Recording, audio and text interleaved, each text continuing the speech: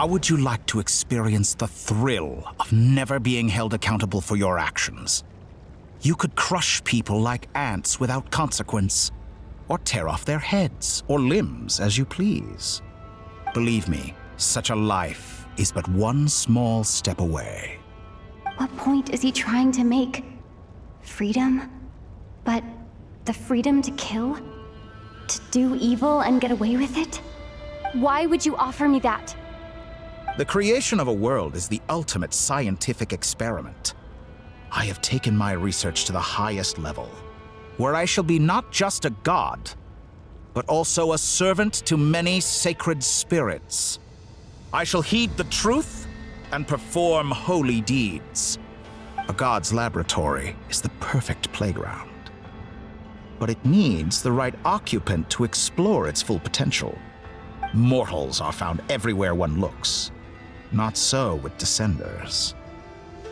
I'd prefer my first guest to be a distinguished individual such as yourself. And I know you could make the most of the opportunities it offers. So the condition for entering the new world is to take innocent lives. The same dilemma that Rächer once faced. Could I really bring myself to kill others for my own benefit? Rächer did. And look where it got him. Have you made up your mind? I can't do it. Your playground is no place for me. You're putting your hopes in the wrong person. But we both know I'm not quite the hero you say I am either. I have my own reasons for the journey I'm on, and they aren't all selfless. You've grown a lot since we last met, but there are still things you are unwilling to compromise on. This will only hinder you. Why don't I lower my requirements a little as a gesture of goodwill? I'll give you a little time to learn to be a less noble soul. That'll make things much easier for you. I really doubt I could live that sort of life. And yet you already sound less defiant than a moment ago. The benefits appeal to you because you can read the signs of the times. Why don't we return to my research facility? Your last visit was so rushed. There is much that I have yet to show you.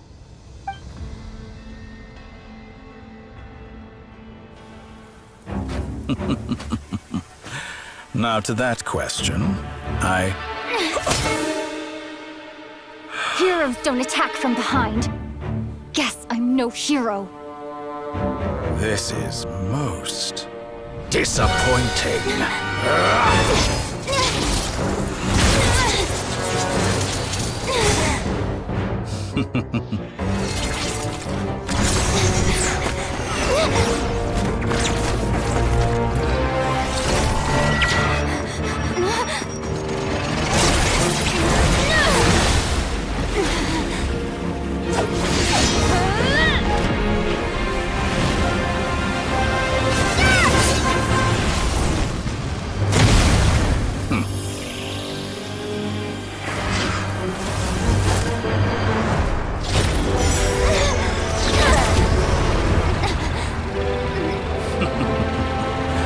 Now then.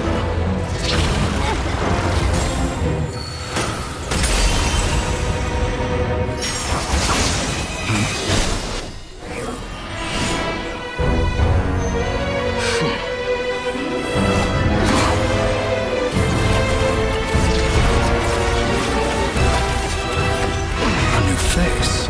Interesting.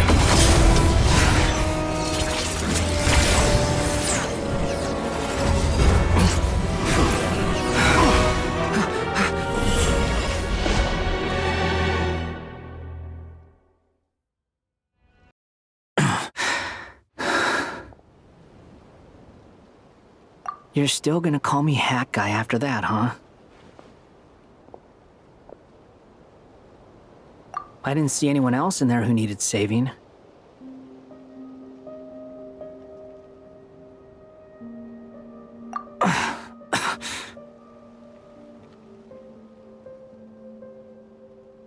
It's nothing. I'll be fine.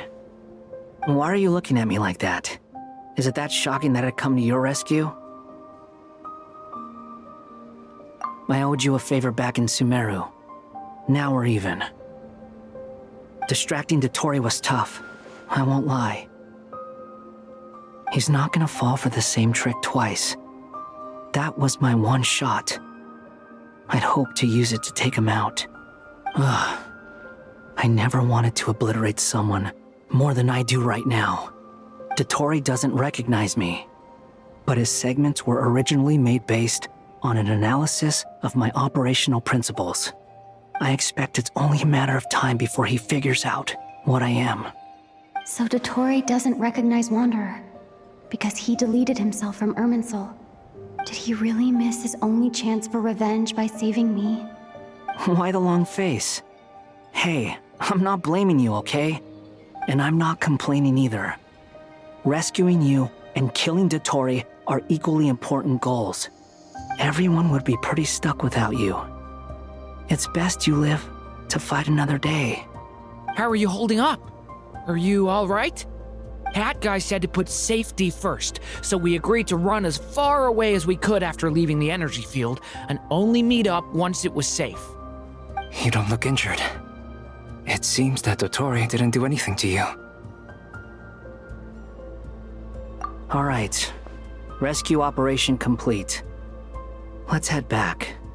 There's a lot more work to be done before this is over.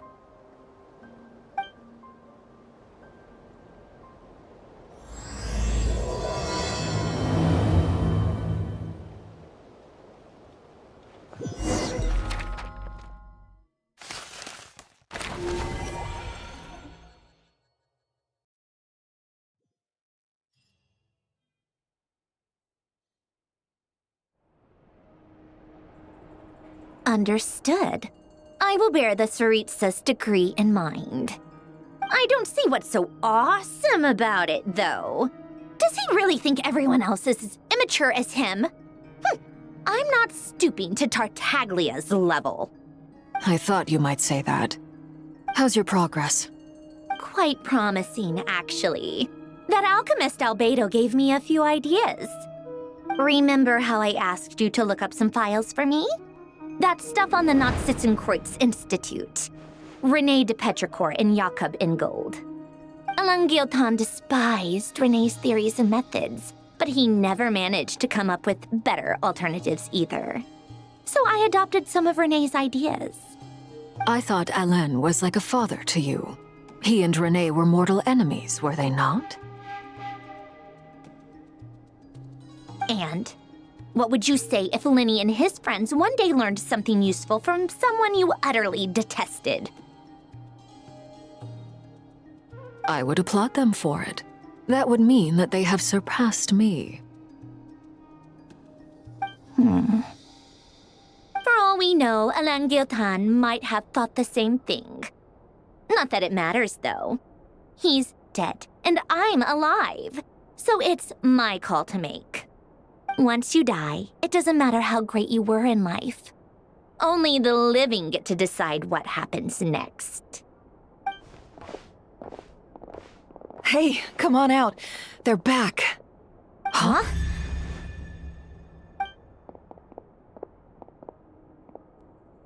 You're back? And your head's still screwed on? And you still have all your limbs? What does it look like? Way to keep your composure, madam. Excuse you. I am perfectly composed. Glad you're okay. Yes, it's a huge relief. Worry? Oh, yeah, right. You think we, the Fatui, were worried about you? We were worried sick. Hey! The Traveler and I were already friends. You are free to join this mission in whatever capacity you please. Much like your tea parties.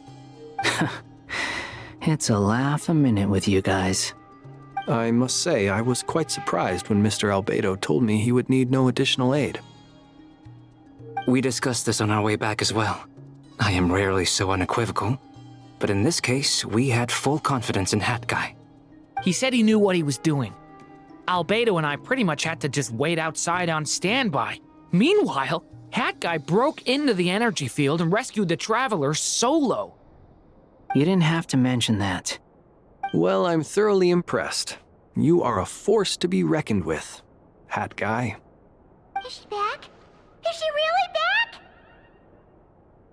Traveler! It's really you! Oh, thank goodness! Paimon missed you so much! You can finally breathe easy, Paimon. It's great to have you back in one piece! Oh, Paimon's been having nightmares the whole time you were gone! Look at them. You know, once you reach my age, there's nothing better than watching a misty-eyed reunion between friends. It's nothing. Same goes when you get to my age, too. I bet Ino and Nefer would be tearing up as well if they were here.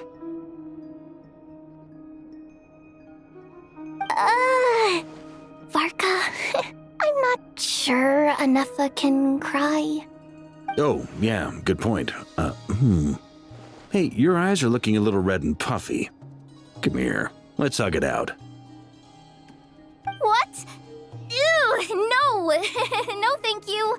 You're not my dad, okay? Knock it off! Everyone, I'm sorry for all the trouble I caused you. But the silver lining is, I didn't come away from this ordeal empty-handed. While I was being held captive, I learned a lot about Dottore's current capabilities and what he plans to do with them. Allow me to explain.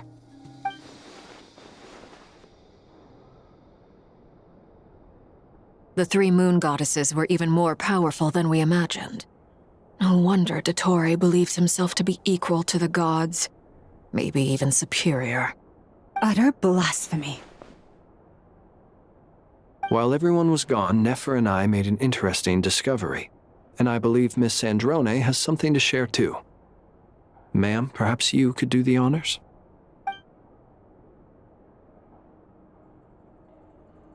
Called it.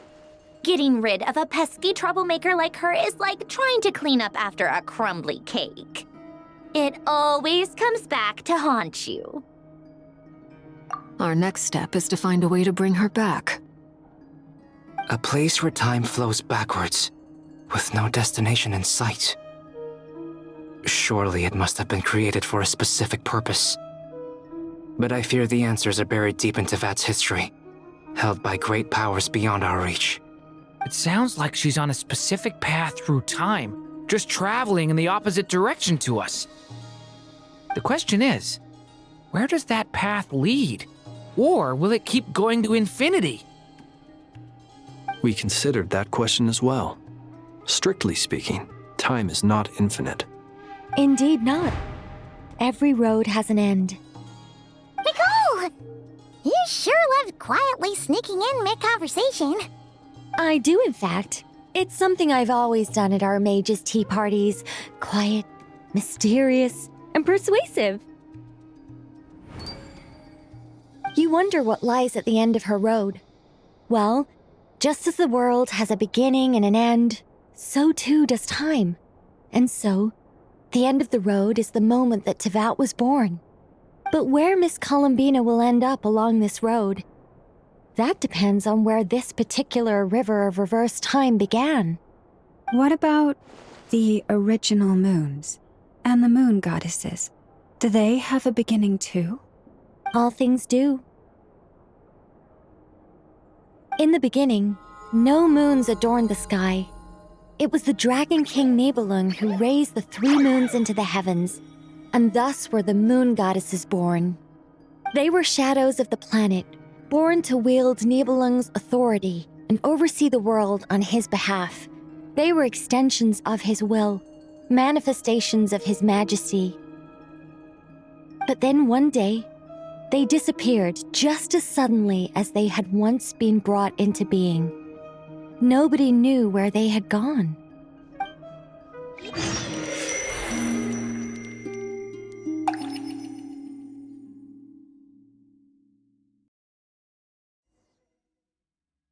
Like I thought, no more paths back to reality have emerged since. But how can I be sure that I'm going the right way without scenes from reality to keep me on track? I can't even be sure of how long I've been walking for. The further I travel, the less stable this space becomes. There are even moments where I can sense something that feels like abyssal energy. They can just materialize out of thin air. I have to keep my wits about me.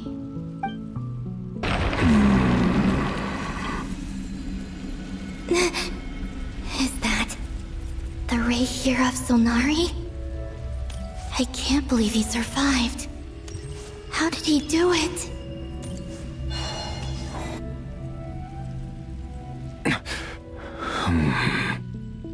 You are the Moon Goddess. But how? Please, there's no need. I'm not interested in fighting anymore. I find that a little difficult to believe. Yeah. Honestly, so do I. The way you used my own power against me was a brilliant strategy. And then, in the final moment before I was thrown into this space, I got to see an old friend. Mr. Dainsleif. Right. It was so long ago now. But we were friends once. When I first got here, I was filled with hatred, remorse, and rage. How I cursed and devoured. I tore everything here apart. I was consumed by the desire to leave this place and have my vengeance. But to no avail.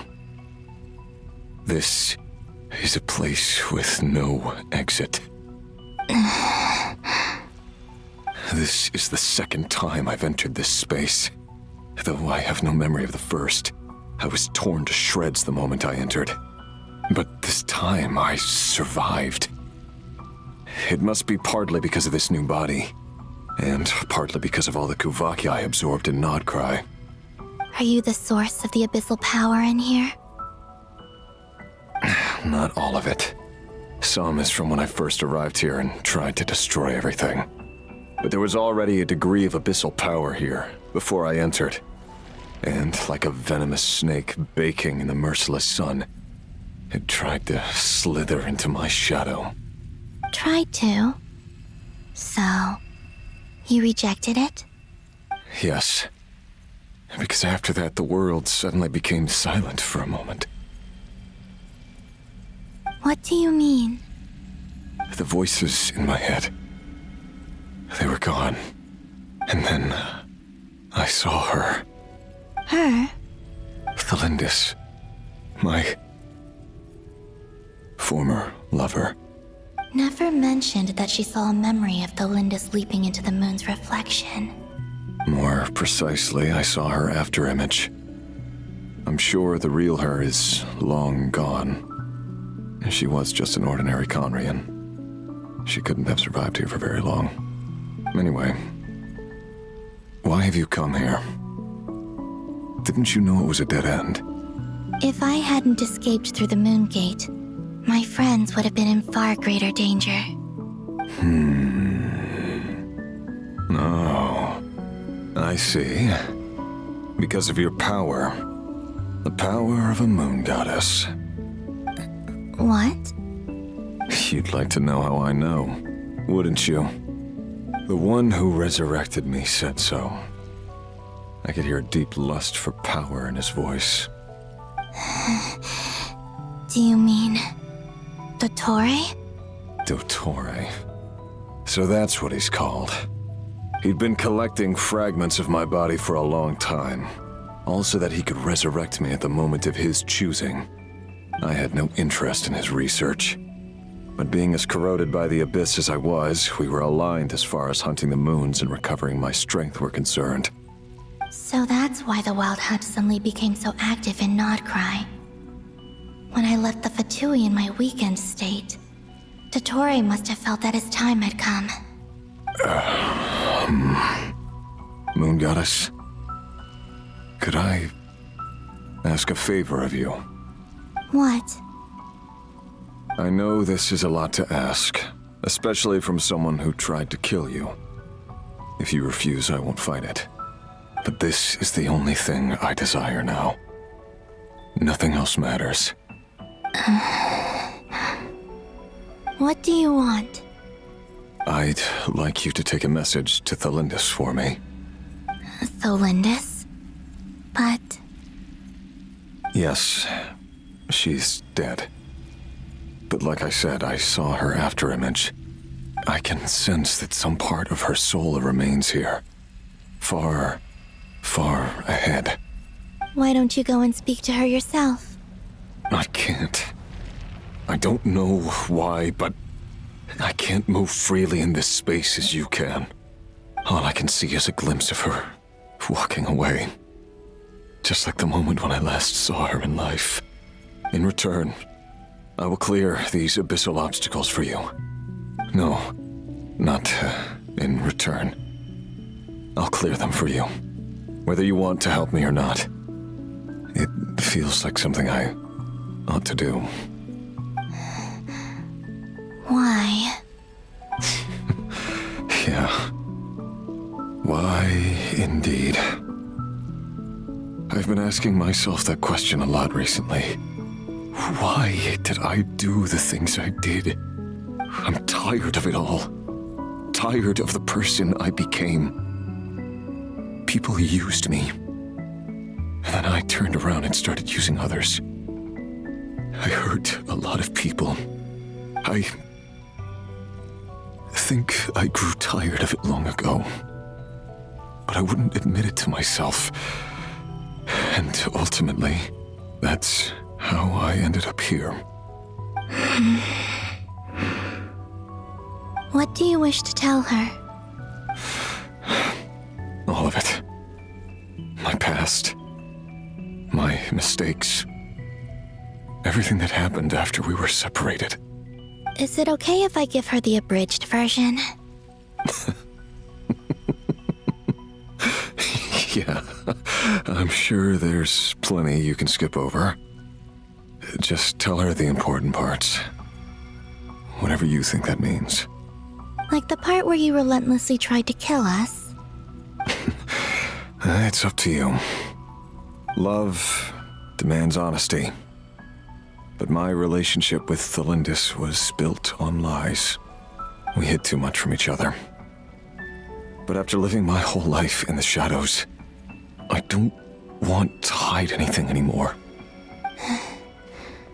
I will do my best.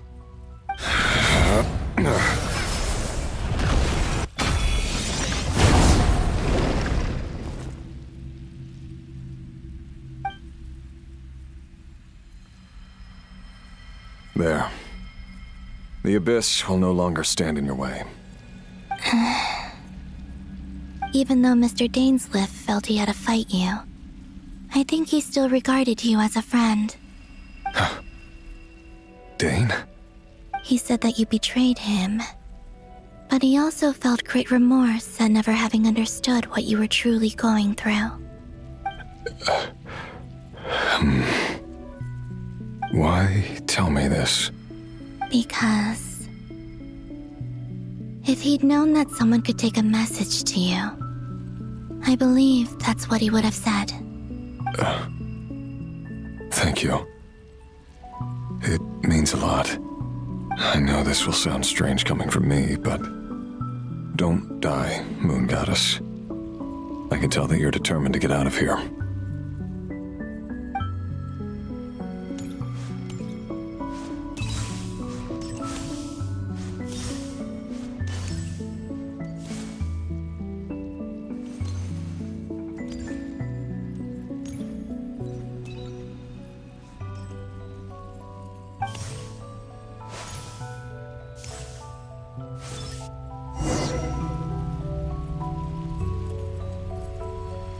He kept his word.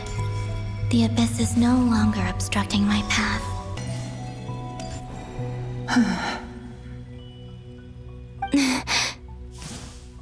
Is that of Tholindis.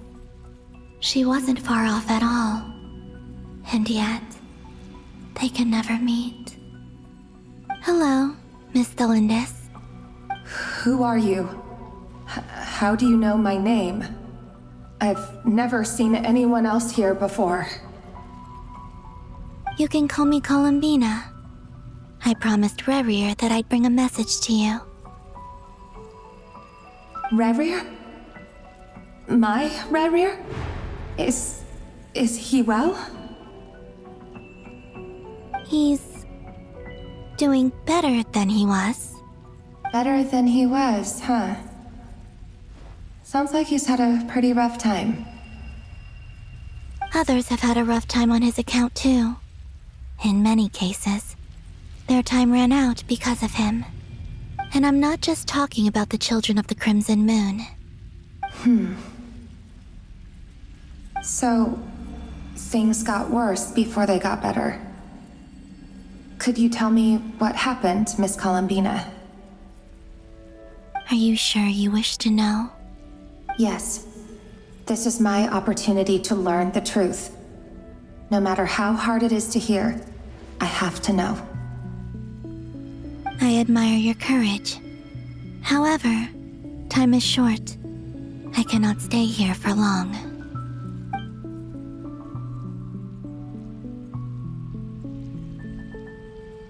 Rächer had seeds of hatred in his heart, and many people nursed them for their own ends.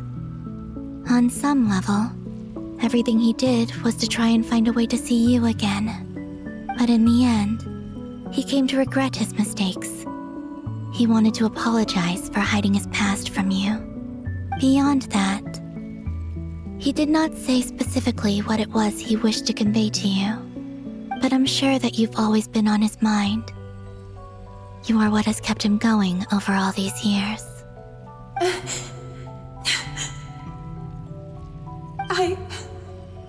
I'm sorry, Miss Columbina. This is so upsetting. I'm not sure how to put my feelings into words. It's all right. I understand. Well, that's everything from me. So, I guess I'll be... Oh, wait. One moment. Time flows backwards here. The road ahead only leads further and further into the past. I know. I intend to reach the end of that road. Without a moon marrow, without the 3 moons' power, you won't make it far. Wait, unless... Are you one of the moon goddesses? You could say that. I see. I often think to myself, if life is like a train ride, why haven't I reached the terminus? Where am I even going? And it's not just me, it's this whole place. Wherever it is, it seems like it's existed forever. It's such a mystery.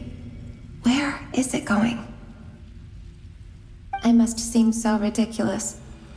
I can't answer these basic questions, and yet I jumped right in here without hesitating, only to be torn apart the moment I entered by powerful energy currents. Only my soul remains now. Thinking back, I was suddenly overcome with fear and terror in that moment. Perhaps I too became bewitched by the abyss. I may have been the leverage it needed to control Rächer. I used to be a researcher at the Universitas Magistrorum in Conria, researching the iridescent moon's marrow. Eventually, I came to the conclusion that time in here flows in reverse. Rächer was one of the Finster King's retainers.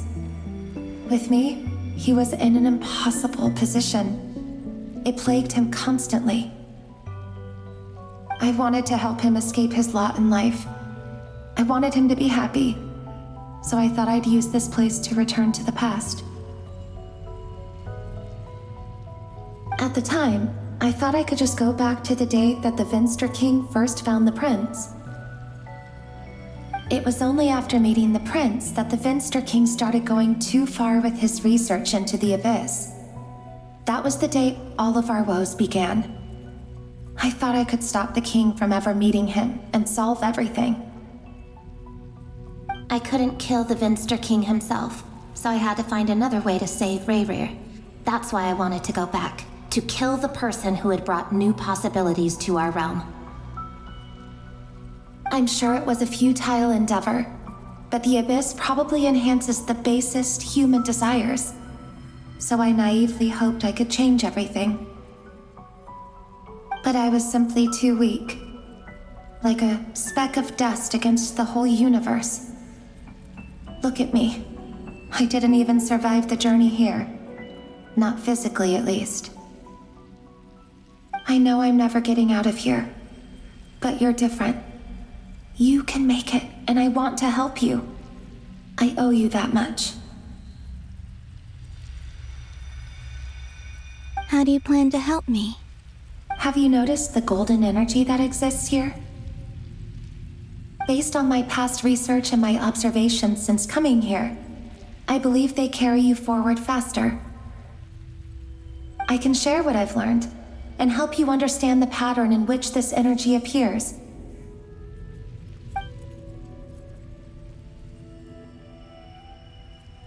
I think you just might... Now, I know you will be able to change the past. Also, I've been speculating about where this phase ends. The documentation was scanned, but from what I know of the legends about the moons, the oldest ones seem to begin with Nibelung, king of dragonkind. I have no way of verifying any of it by this point, but if it's true, you might be able to reach that era if you keep walking. Understood. Thank you, Miss Tholindis. I'm the one who should be thanking you.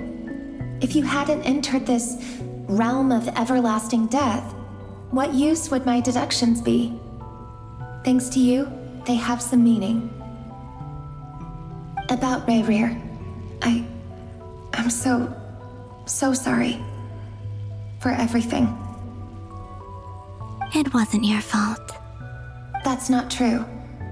Because we both feared bringing trouble upon each other, neither of us ever told the truth. And that dishonesty sealed our fates. But enough about that. I wish you a safe journey, Miss Columbina.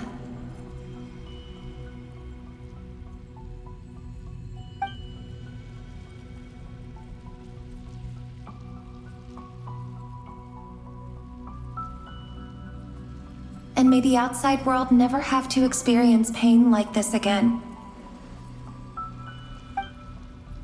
Rächer, you're there, aren't you? I cannot see you, because you exist in the future. I expect we'll be trapped in this prison of space-time for all eternity. But please, gaze upon the past, and then sit for a while.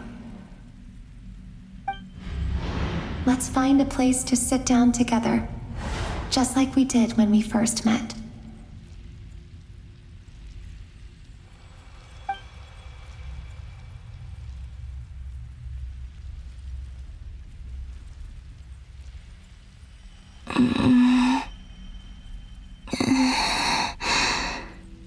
How long have I been walking? How much further till I reach the end? Is there even an end to be found? Everything's getting blurry.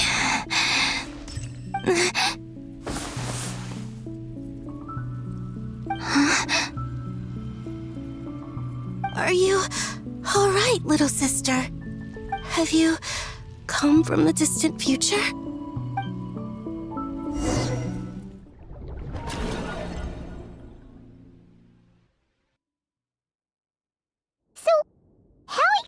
Did the moons just disappear? Shouldn't it be a little harder to get rid of major creations like moons? The world is a vast and ancient place. On a certain scale, all life lasts for but a fleeting moment.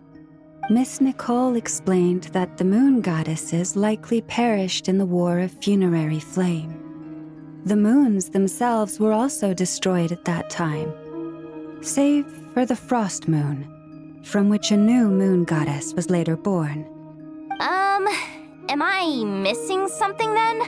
'Cause the stories say that the moon goddesses were born on the moon, but doesn't Columbina say she was born in Nod-Krai? Huh. You're right! Why do their birthplaces differ? What's the difference between the two generations of moon goddesses? Also, remember what Sandrone said?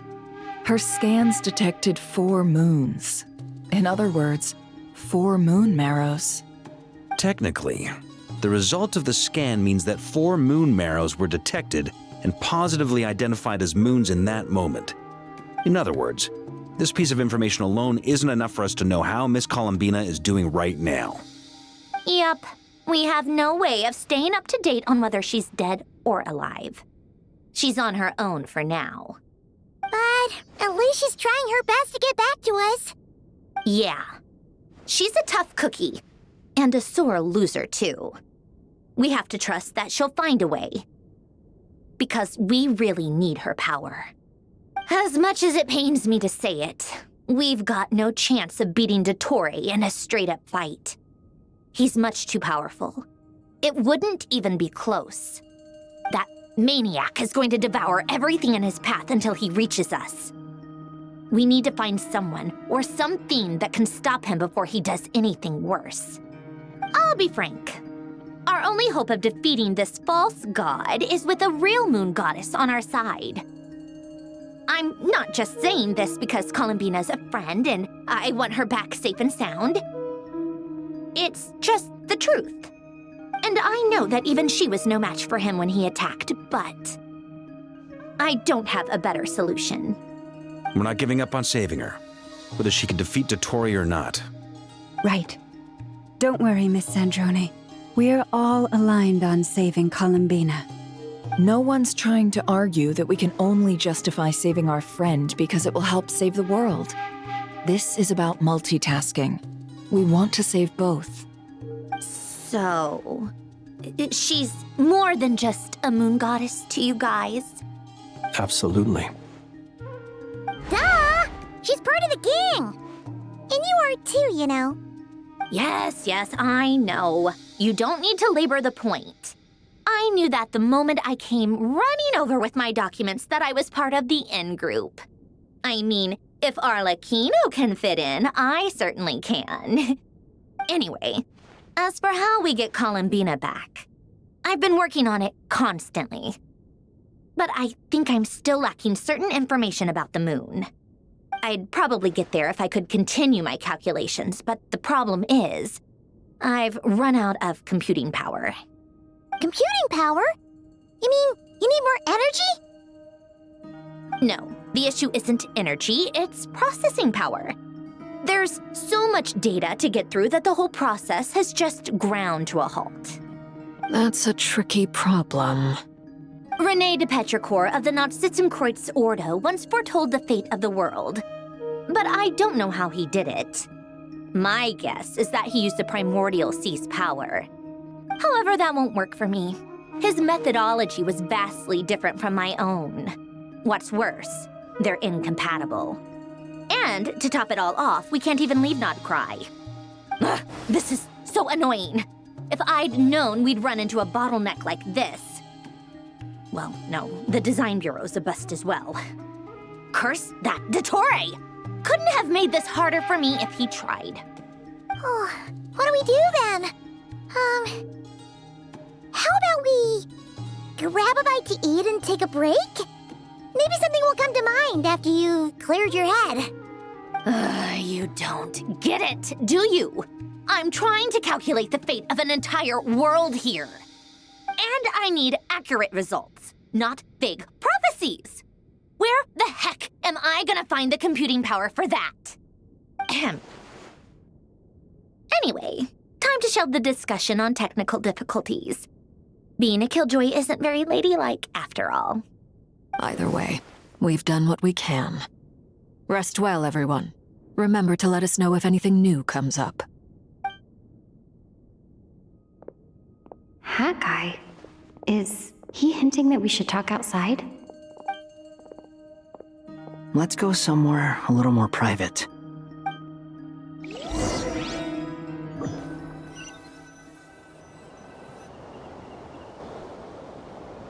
You know that Dori went back to Sumeru, right?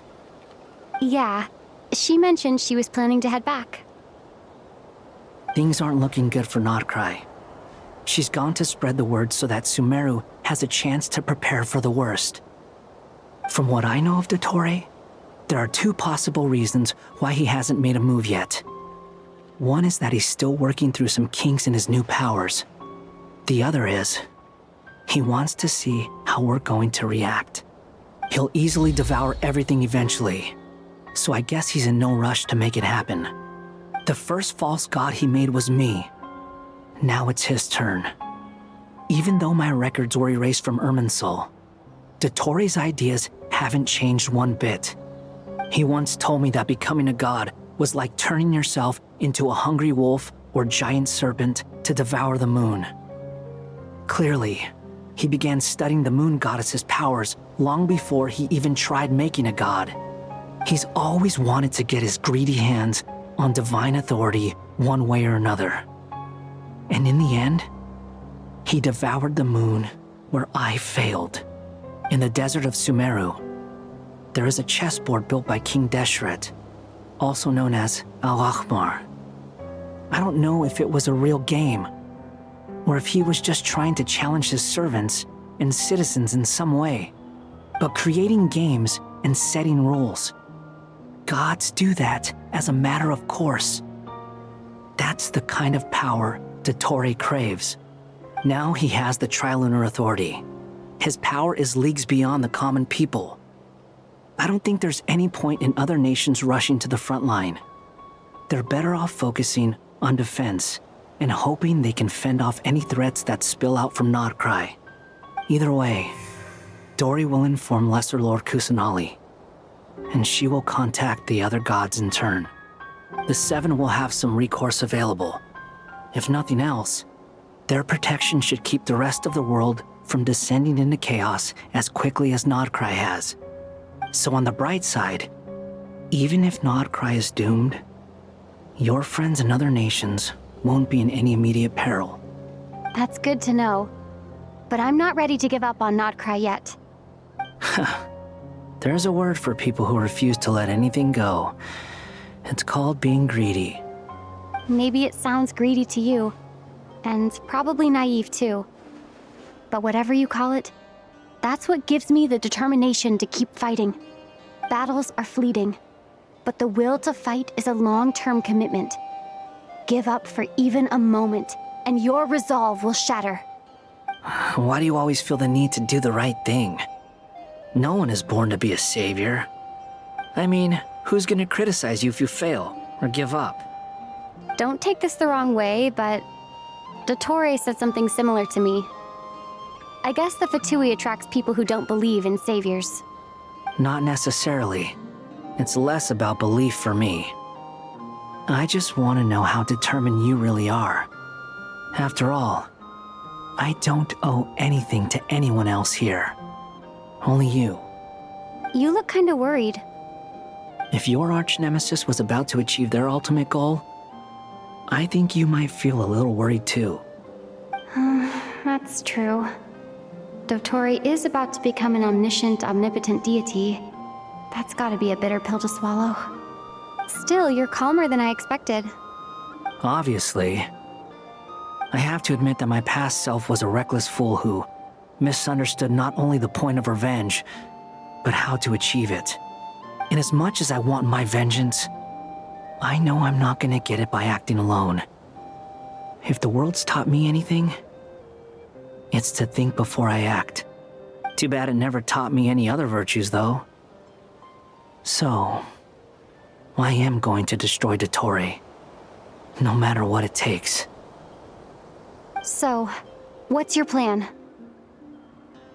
I'll get to that. First, tell me, what do you think of Sandrone? Just like Paimon said, she's a friend, part of the gang. How much do you trust her? This is a serious question. Think carefully before you answer.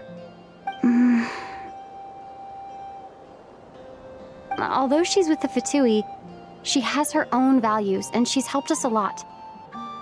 If nothing else, she's clearly going the extra mile for Columbina. I see no reason not to trust her.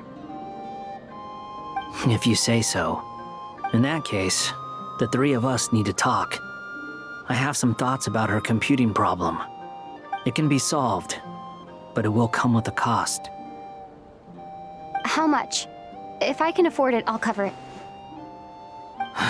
Sometimes your heroism really backs me into a corner. You know that? Come on, let's go talk to her.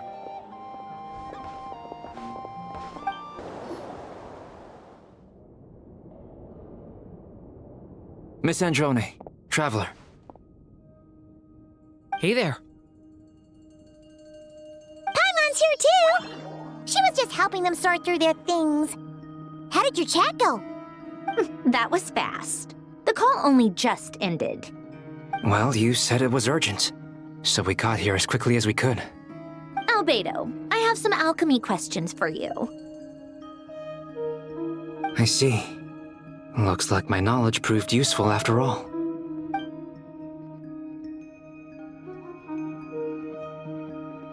If I might ask, what is the end goal for the modified formula you'll be using?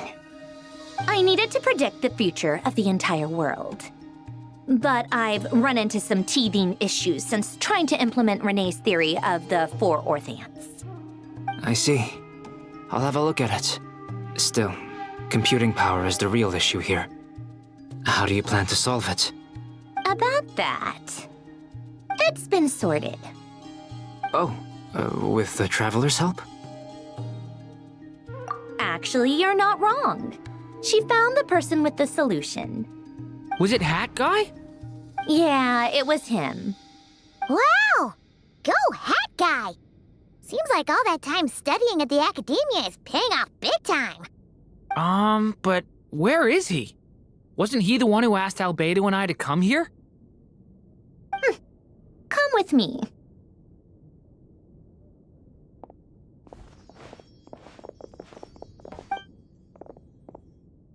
Hat Guy? What's happened to him? Hat Guy! Can you hear us? No response. I guess he's in hibernation. Hat Guy mentioned that he was a puppet. It seems that his functions are currently shut down. I presume this has something to do with the solution to your computing problem.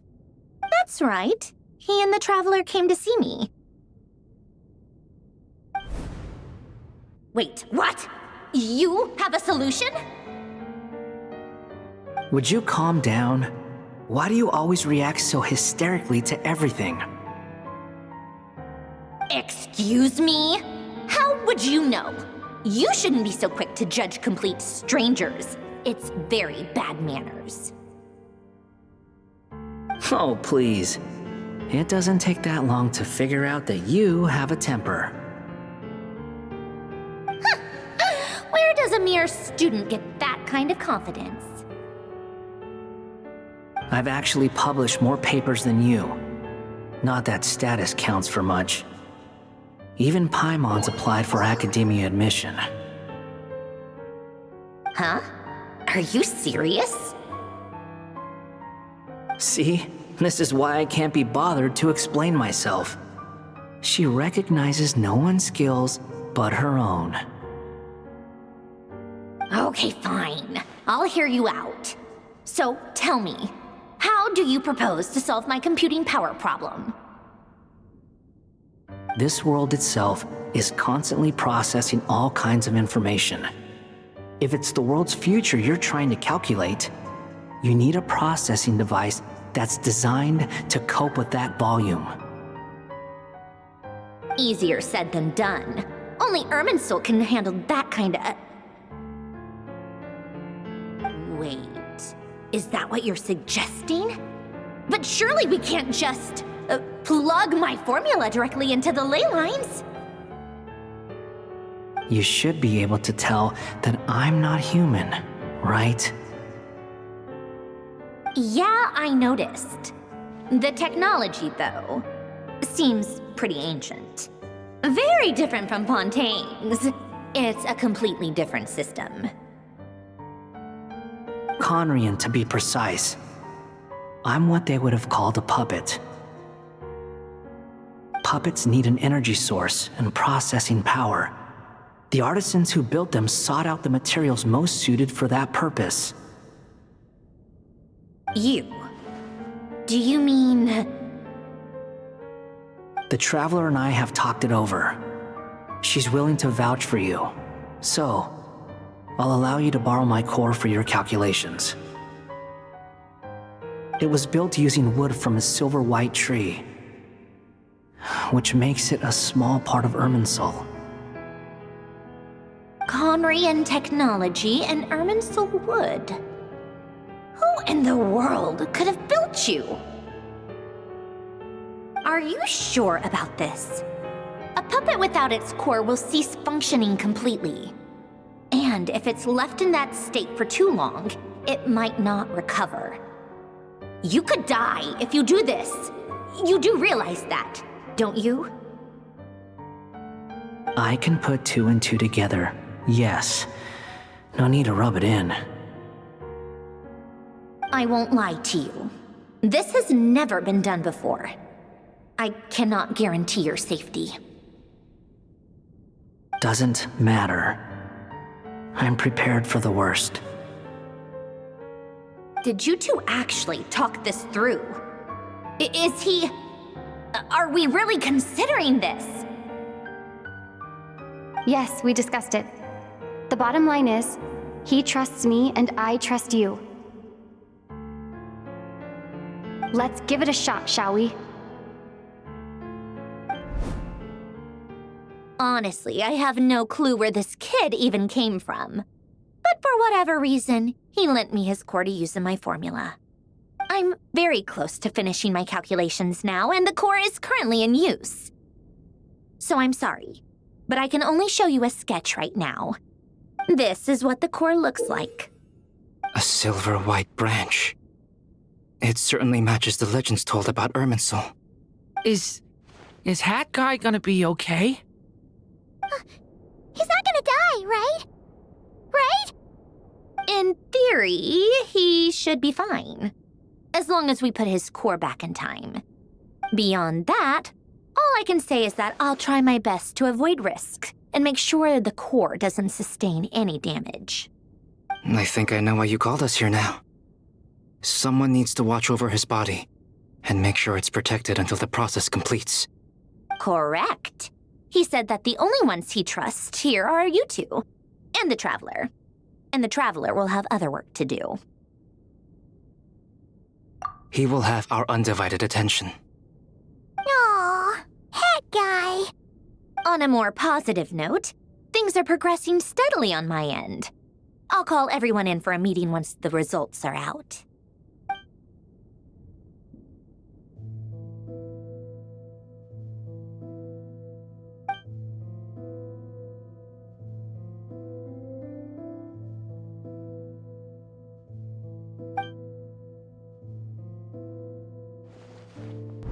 The worst-case scenario with the core removal is either a system reset or a total loss of function.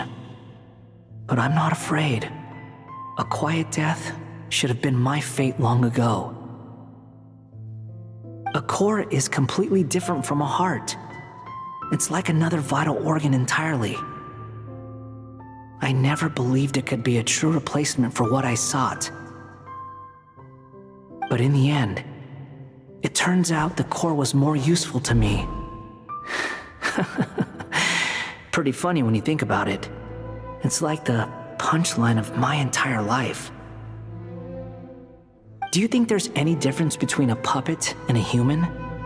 If not, then this would just be another samsara. I have already experienced both a past life and a next life. part of me wonders whether I'm only capable of making this decision because I've become a real human. What's with that expression? Isn't this a good thing? Sandrone will succeed, won't she? She has to. She will. We all have to persevere until this is over. That's right. And I'll protect you all until a moment of victory arrives.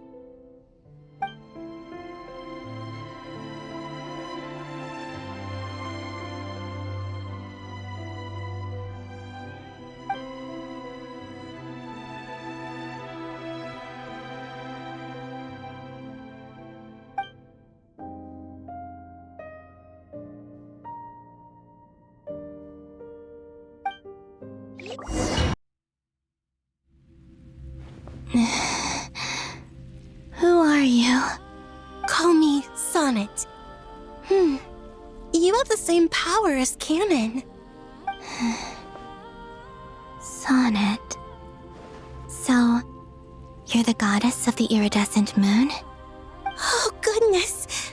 You recognize me? Well then, what's your name? Columbina. Columbina Hyposelenia. Hyposelenia? What a lovely name. Did you choose it yourself? It was a joint effort between me and my friends. Friends? You mean your friends in the heavens? Huh? Oh, sorry. You must be exhausted. I apologize. Hang in there. Let me introduce you to my older sisters. Do you mean the other two moon goddesses? Aria and Canon? Wow, you sure know a lot. Hey, does that mean that our story goes on into the future? Oh, I guess that wasn't the best question to ask. It's all right. We were prepared for that possibility. You could say we were too prepared. I can't even remember how long my sisters and I have been here by this point. When did you get here? How long has it been? I can't say for sure, but it feels like it's been forever. I see. Are you feeling all right? You look a little unwell. I can hold out a while longer. We don't have far to go. The place where my sisters and I are based is just up ahead. Don't worry, they're both really nice. I'll introduce you.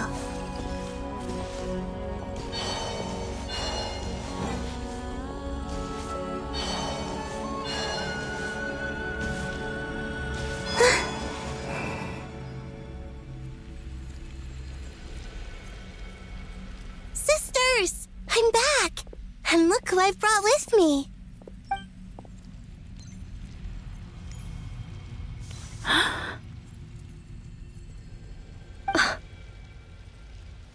It's our lovely little sister, born in the far future.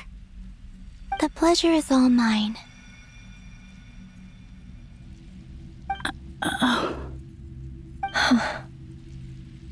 Allow me to introduce you to Columbina Hyposelenia.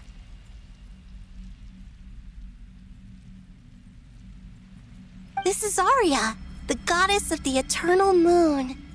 And this is Canon, goddess of the frost moon. Canon, don't you think Hyposelenia's power is similar to yours? Hello, Columbina. I apologize for our startled reaction just now. And please, forgive our little sister if she's been annoying you. She tends to talk a lot. It's fine. You seem shy. Don't worry, Columbina Hyposelenia. No one can hurt you here. Could you tell me where here is? Please. I must know.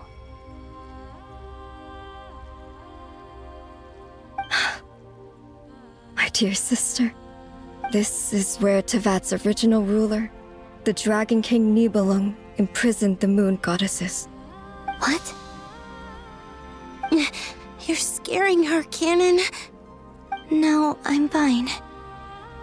Please, continue. Nibelung, our original master, created us in the distant past to maintain Teyvat. But he left this world and traveled into the dark universe beyond, to explore worlds vaster still. Day and night, we fulfilled our duty in the heavens, until the day that the first Descender arrived. The great ruler of the firmament. The heavenly principles. Is that what later generations call them? I see. But we did not reject them at first, nor did they seem to harbor ill intent towards this world. We coexisted in peace. They were like a guest in our home. Slowly, however, we came to realize that our guest had a growing desire to change and dominate the world. And you didn't stop it? No. There was an order to the rules they set up that Nibelung never taught us. We wanted to know if this order would bode good or ill for Teyvat.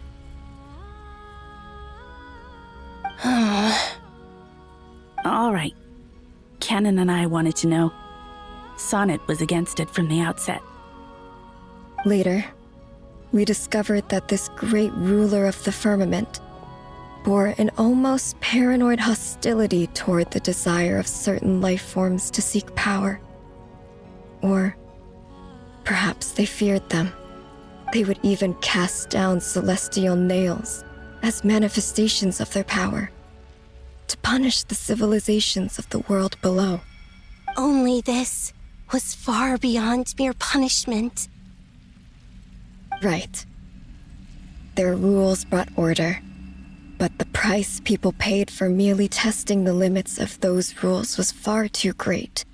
I did everything in my power to help the punished escape catastrophe, but still, too many lives were lost. The ancestors of the Frost Moon Scions were some of the ones you helped. But just when we had decided to take countermeasures, the Dragon King, Nibelung, returned. And so began the War of Funerary Flame. So, that's the name the world gave that war in the future. Well, who won in the end? As far as I know, the Heavenly Principles won, although it came at a great cost. They remained in Teyvat, where they continue to rule to this day. And the world's original master, the Dragon King Nibelung, was destroyed. And what of the moons? Are there still 3 moons in Teyvat's skies? You can tell us the truth, Columbina. We know we are but remnants of a bygone age. We are prepared for the answer. Only the Frost Moon remains. But it has been cast beyond the false firmament by the Heavenly Principles. The Eternal and Iridescent moons were both shattered during the war. So death finally came for us in the end. Sonnet. But you're still here, aren't you? A moon goddess cannot live without her moon, Columbina. She's right. That's why I began to disappear. Because the Frost Moon is cut off by the false sky. How much worse it would have been if it were outright destroyed. Our souls may endure within this lunar palace, but if our moons are destroyed, then we shall disappear the moment we depart from it. I'm sorry. There's no need to apologize to us, dear sister. If anything, we owe the world an apology. If only we'd decided to act sooner, rather than arguing amongst ourselves. All the more reason not to spend this time in regret and repentance. Instead, we should focus our efforts on how we might help our future sister. Sorry? Don't you see, Columbina, your story is not yet over. Is that not why you are here?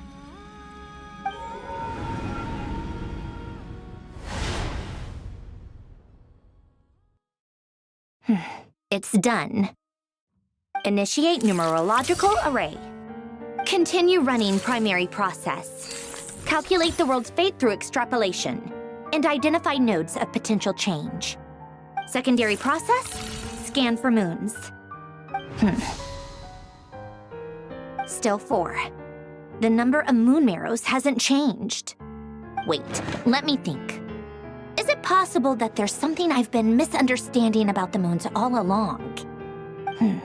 Variables. Variables in the world. I know where potential variables within the world come from. So what about the moons? Are there any variables there? Like their life or death, for instance. What if being alive or dead makes no difference to a moon? But that's so strange. Even immortal gods can die. Why would the moons alone be? Wait! I've got it! If alive or dead is considered a variable, we might have had this wrong the whole time. No one ever said that a moon marrow equals a living moon. We just made that assumption ourselves. Initiate secondary process. Scan again. This time filtering out interfering perimeter, moon marrow. I don't care if they're natural or artificial. Get them out of my search results! Why? It says 3 moons still exist in Teyvat, even after excluding the moon marrows. But we know for a fact that 2 of them are dead. Redo the scan. Narrow the results to living moons and real moons. No, scrap that. Narrow it down to moons that have lunar authority and remain alive. Why? Why is it still 3? What is this, Columbina? Has the world lied to us? Or are you the one pulling the wool over our eyes?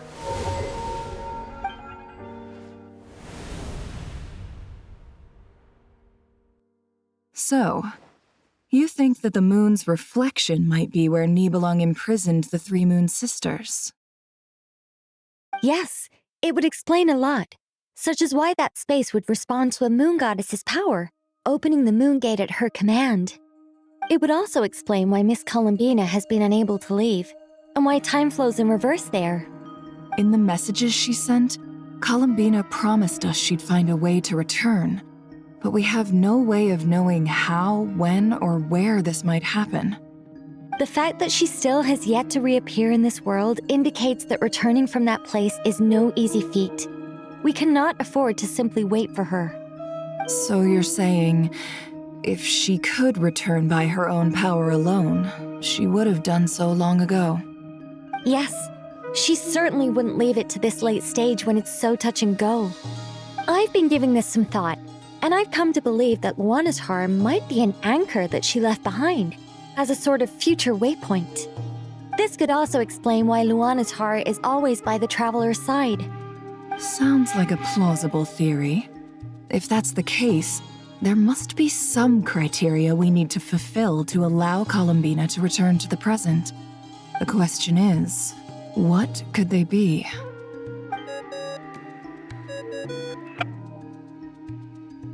Hello? Listen up! This is extremely important!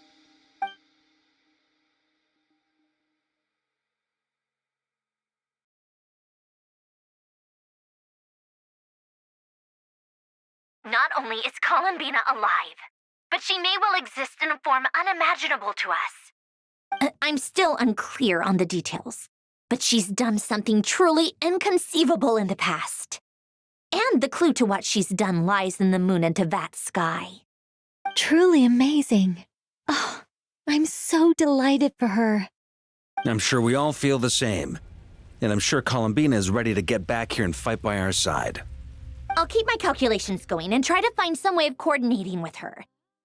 But that's not an excuse for everyone else to slack off, okay? All of you had better keep trying to think of solutions. How can the dead moon still live? And Luonnotar...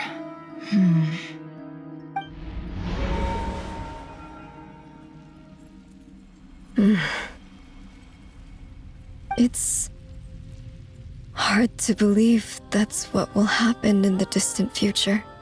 Our authority is linked to the most fundamental rules of Teyvat.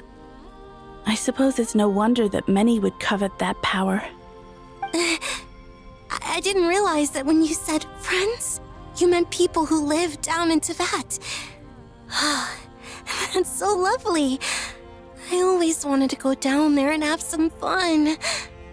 Have you ever tried leaving this prison? Of course.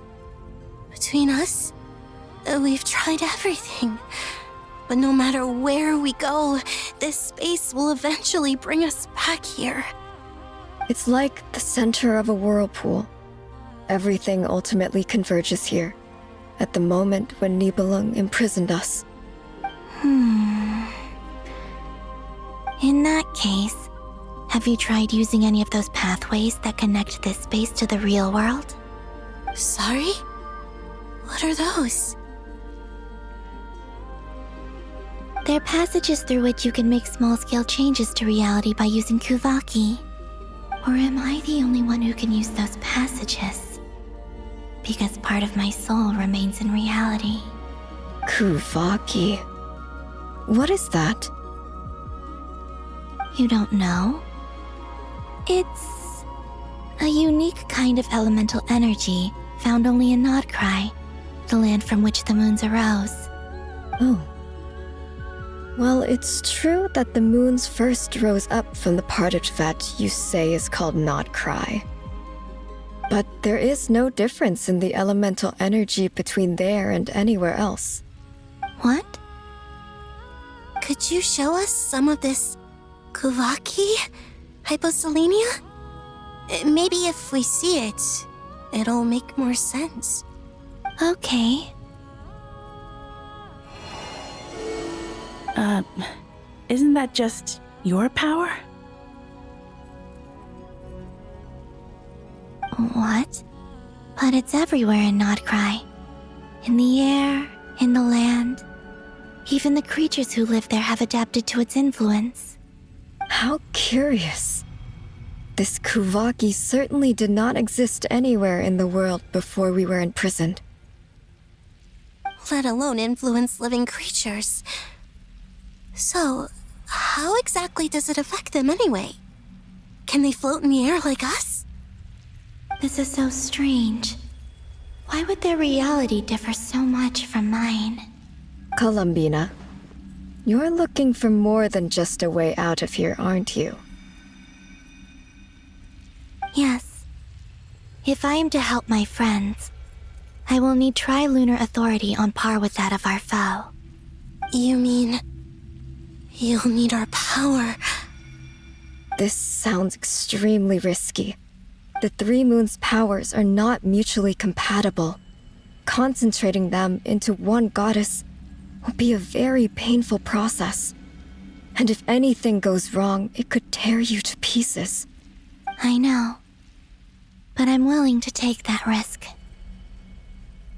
Even so, let's say we successfully transfer our authority to you. How will you take it outside this prison? Nibelung constructed this realm specifically to prevent us from using our powers to interfere in his war. No moon goddess can leave this place alive. What if I don't leave alive?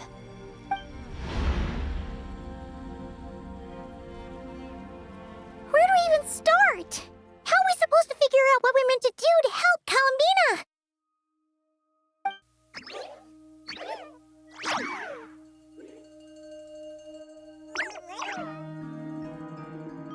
Columbina, what do you need from us? If she really got to the beginning of time in there, how do you think she'd leave us a message?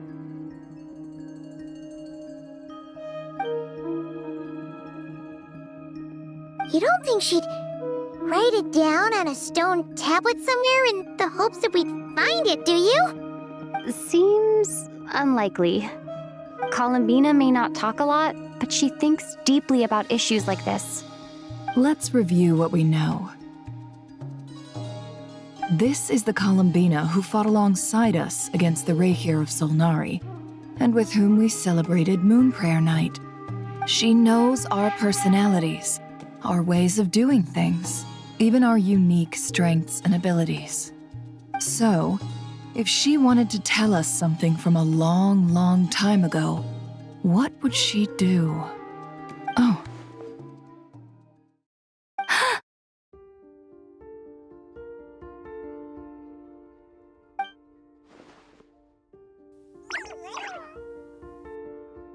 Traveler, you once said that those golden ripples also appeared when Luonnotar was born.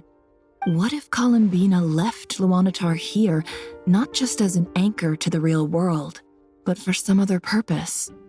If she is part of Columbina, and Columbina knows that I can see past events through her... Oh yeah! Like when you peeked into Rächer's past through his heart! Nefer, wait!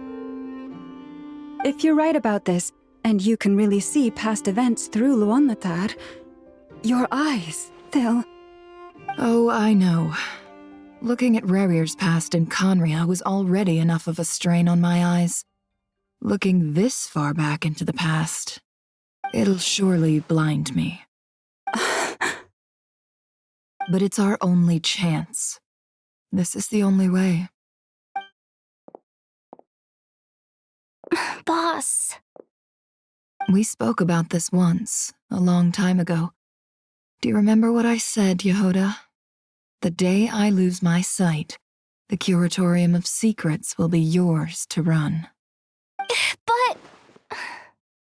What's wrong? I'd be overjoyed if I were you. This day's come a lot earlier than either of us expected. I need to know you'll honor our agreement, Jahoda. Promise me. Yes, Boss Nef. I promise. Are you sure you don't want some time to think this through? What is there to think through? I should have gone blind after our battle with Rächer. Frankly, it's almost criminal that I got away with it for this long. Then at least let me take some precautions on your behalf. And if you really do lose your sight, I'll visit your office every day and make sure you're well looked after. Oh, please, anything but that. I was actually ready to go through with this. Are you trying to scare me into backing out? As if I could ever scare you. I'll assume you're just joking to calm your nerves. All right, enough chit-chat. Let's do this.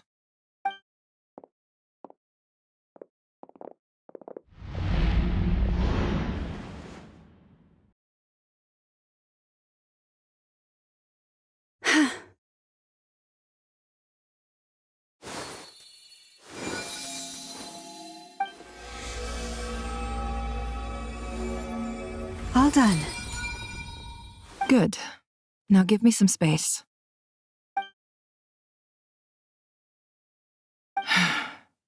Come on then, little one. Show me what happened in the past.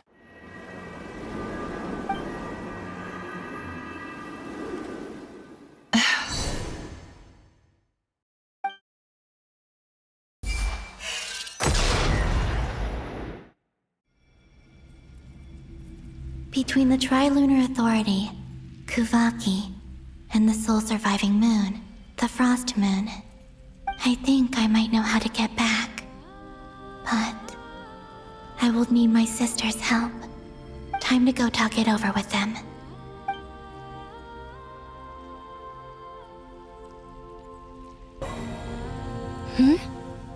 Have you decided what to do? I hope it's not too dangerous.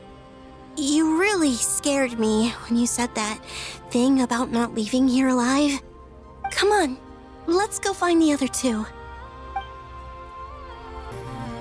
It seems you have reached a decision. I'm all ears. What do you propose?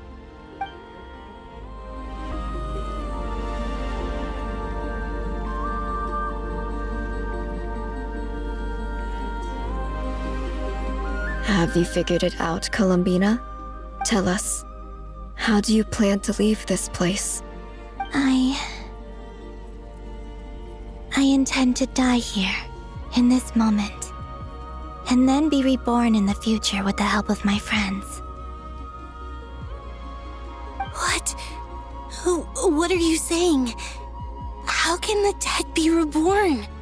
And how will you inform these future friends of your plans? You can't exactly leave oracles. Nothing can escape this place. Not a single ray of moonlight. And even if you found a way, what if they never find the message you left for them? You'll... No, that won't happen. Come again?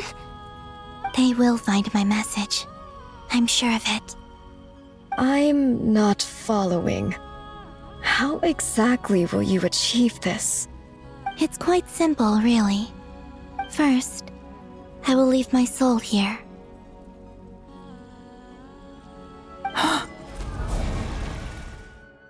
I see it. Your soul? You mean you're a divinity? Yes. I once left a portion of my soul in the future. One so small that this prison barely noticed anything. In this very moment, she can resonate with my soul across time. When the time comes, I believe that she can serve as an anchor to pull my soul from here back to the future reality. Just as gravity connects the world to the moon. Exactly. In the future, where I came from, the moon has been cast beyond the false sky, but I can still feel that it is there.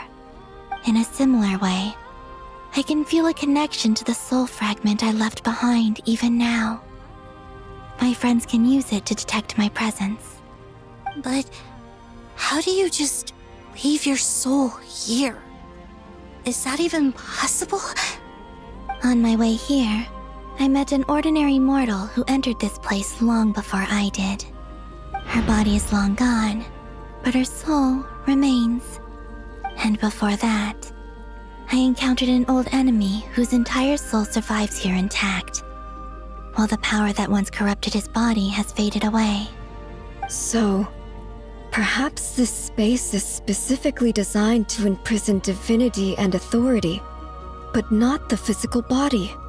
Still, even if your body can escape, would it not just be a lifeless husk without the soul inside? Wait, is that what you meant when you said you wouldn't leave alive? Yes. I shall turn my body into moonlight and pour it over Nod-Krai. That power shall protect the land and quietly blend into it, awaiting my soul's return in the future. However, I cannot do this on my strength alone. I would need your help to do this, so I'm humbly asking for your assistance. Oh, dear sister, you need not be so formal. As I said before, we are but remnants of a bygone age. You, on the other hand, were born alone in that distant future, and you have walked a long and lonesome road since then. How could I bear to let your story end here in this dungeon? Don't forget, we are your sisters, your family.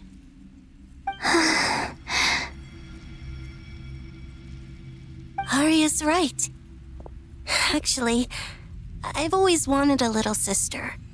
Can you imagine how it's been for me? Getting nagged by two older sisters all the time. Now, I finally get to be the big sis. And not just that, but I get to help you return to your world, too. How could I say no to that? Sonnet. Canon?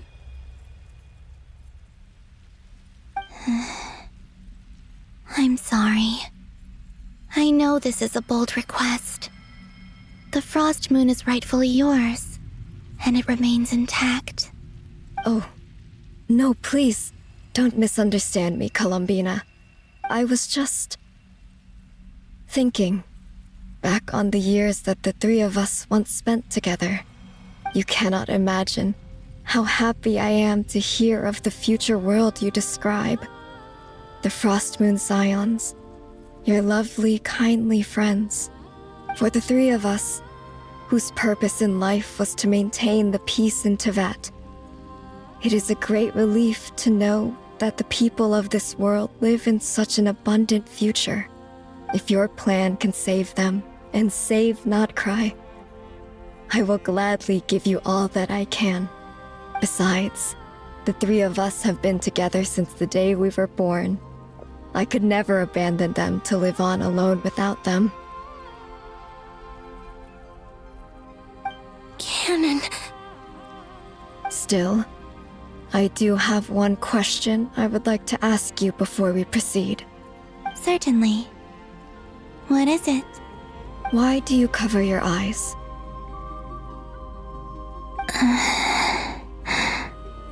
Yeah, I was curious about that too. But it seemed personal, so I didn't want to intrude.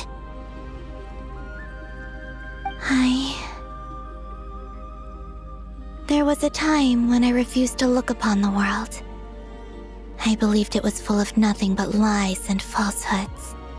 I wished to hide my feelings, seal my heart, until I could return to my true home. I see.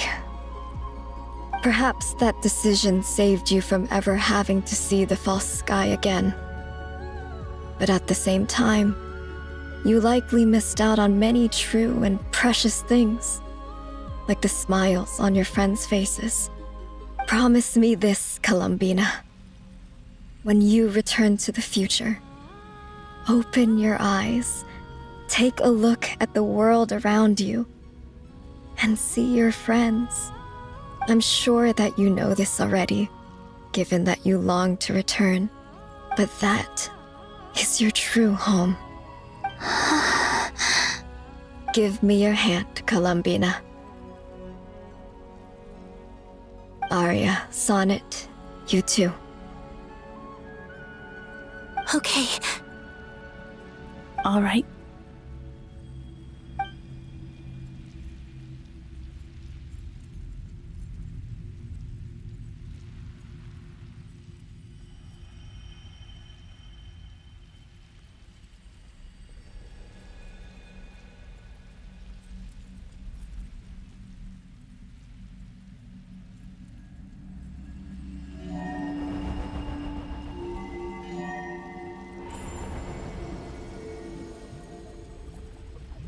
We once were the songs sung for eternity, but now it is you who must continue to sing.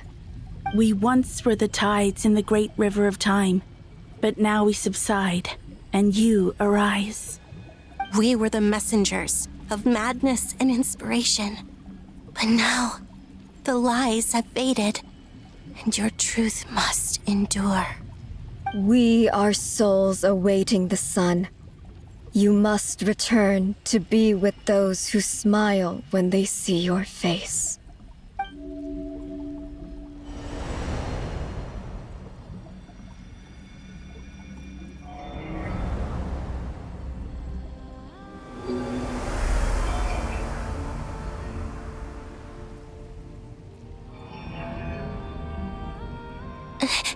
Is it done? Yes. We have transferred the authority over all 3 moons to Columbina Hyposelenia.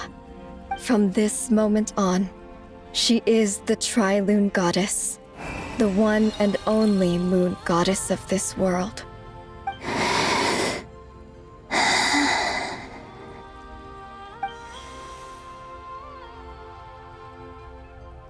Thank you. Thank you, my sisters. Now go, and do what you believe is right, Columbina Hyposelenia. Be aware that we cannot grant you the power of the 3 moons beyond these prison walls. The conflict that arose over their remains following our disappearance will still take place. I understand. Sisters, oh, my body, it feels... Now that we have given up our power and authority, our bodies are merely mortal shells. This prison is dissolving them as we speak. It's okay, Sonnet.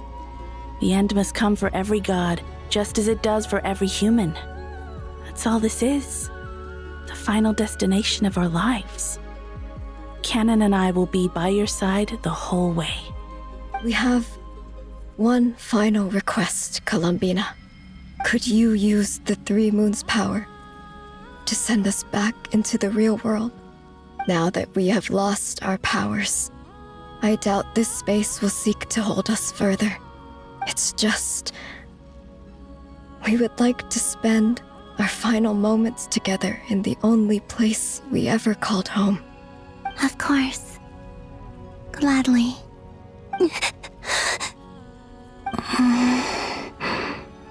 Sonnet?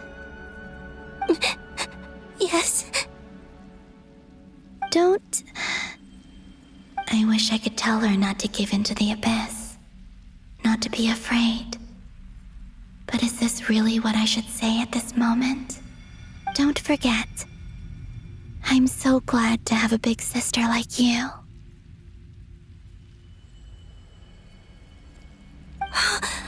No, I will...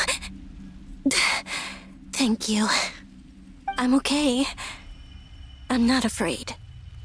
As long as my sisters are with me, I won't be afraid.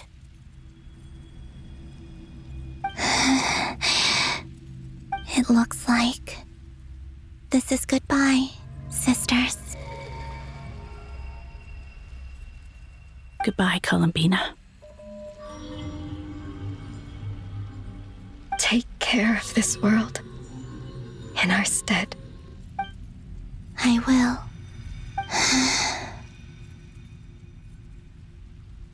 And now, it's time for me to bid farewell to my body, too.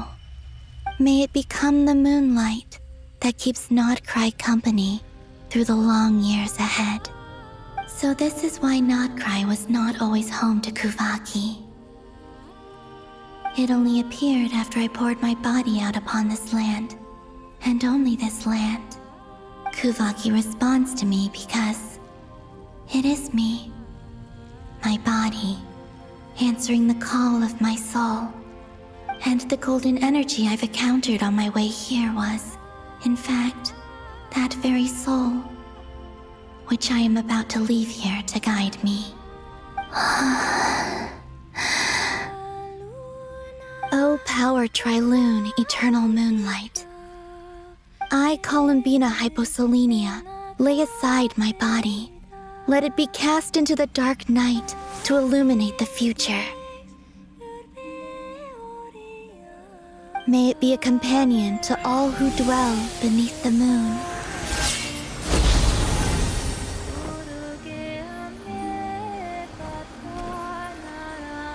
Until the time comes for me to return home.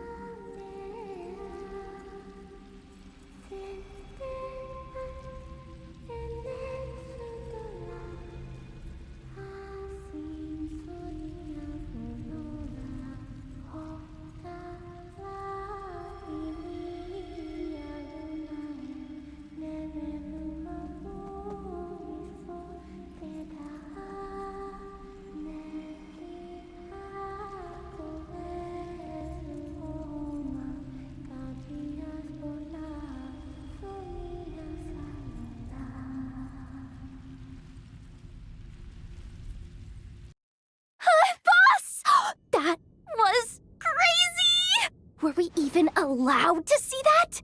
Is anyone? Oh, can you still see? How many fingers am I holding up? I see 2 fingers, and a look of sheer terror on your face. Truly astounding, Miss Nefer. Your eyes have glimpsed the very ends of the world, and yet they remain as sharp as ever. Or is the credit for this miracle due to Miss Lauma? It seems that even time itself is no match for your medical skills. Surely you jest, Mr. Flins. I suspect we have Columbina to thank. She must have realized the immense toll that the ritual would take and purposely set aside some of her power in the past to protect Nefer's eyes when this moment arrived. There is always a great price to pay for witnessing the truth, but it seems that this time, Columbina has shouldered that burden on our behalf. She chose the perfect method of getting a message to us. Though her eyes were always shut, she was clearly so perceptive. She knows us well. She knew exactly how we would think and what we would try. Despite being separated by time and space, we're seeing the same possibilities and seizing the same opportunities. We still don't even know if she's okay right now. But as long as there's a chance we can do something, we'll fight to make it happen. We'll get you back somehow, Columbina.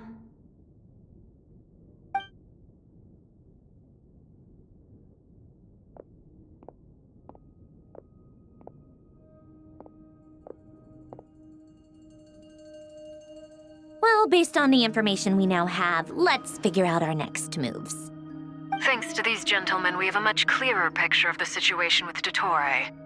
The civilian population has been moved to safety, so we no longer need to hold back. Miss Sandrone, how are the calculations going? So far, so good. I'll keep seeing how far I can push the system, though. Can't have Hat Man being powered down for nothing. There's still a long road ahead. Where should we begin?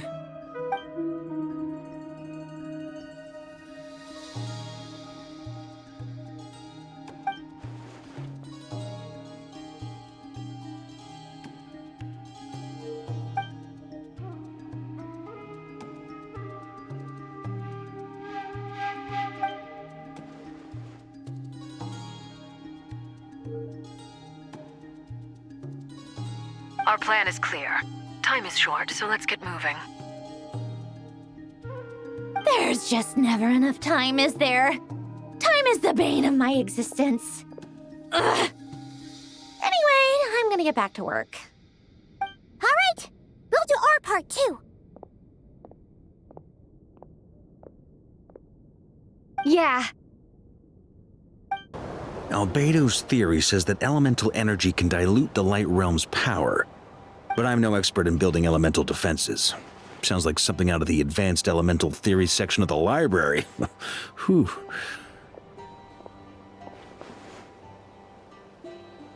You seem quite troubled. Well, yeah.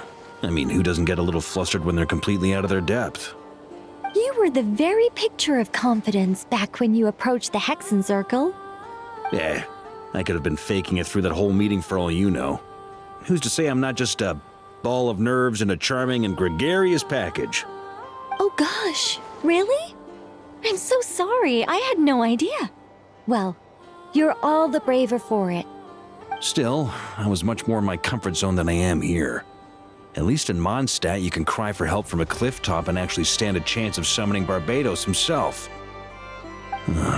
Things have never looked bleaker than they do now. If we don't pull this off, Teyvat's doomed, isn't it? Oh, you think so? Actually, yes. Yes, it probably is. It's a shame. Don't put too much pressure on yourself.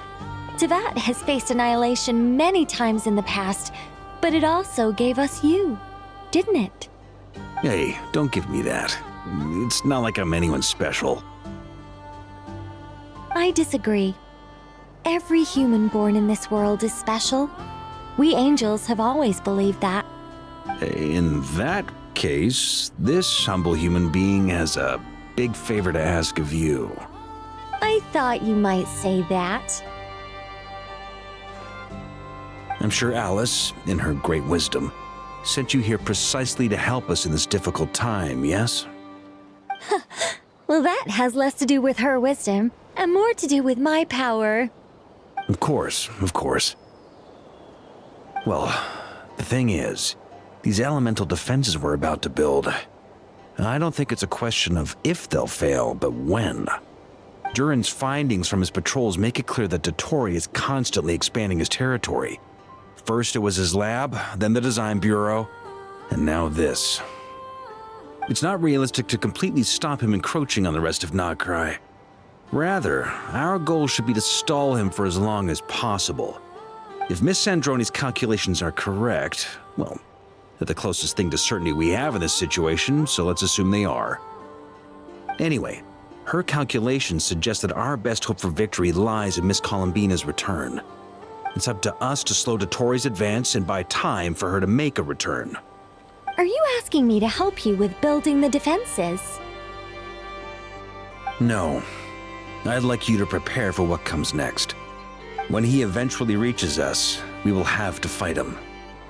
You were an angel once and a mage now. I'm asking you to lend us your protection. Oh. Can I take it that you're triggering the terms you fought for during our three-way talks? Well, technically those terms were about protecting Mondstadt. But if you're happy to agree to the change in location, then yes, let's do that. You're cashing in on this much sooner than I'd imagined. Well, yeah. The way things are going, I might not get another chance. Very well. The mages have heard the knight's plea, and we will respond. To tell the truth, Alice and I had already discussed how we might help you all, so I didn't come empty-handed. I always like to be prepared.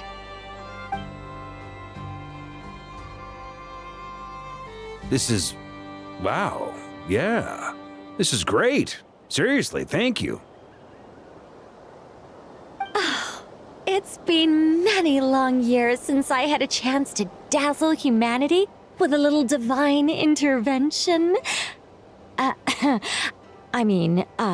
To humbly serve as a reliable and responsible guide. Anyway, Knight of Boreas, please accept this gift in recognition of your great virtue. Go now. May the angel's blessing deliver you safely to your destination.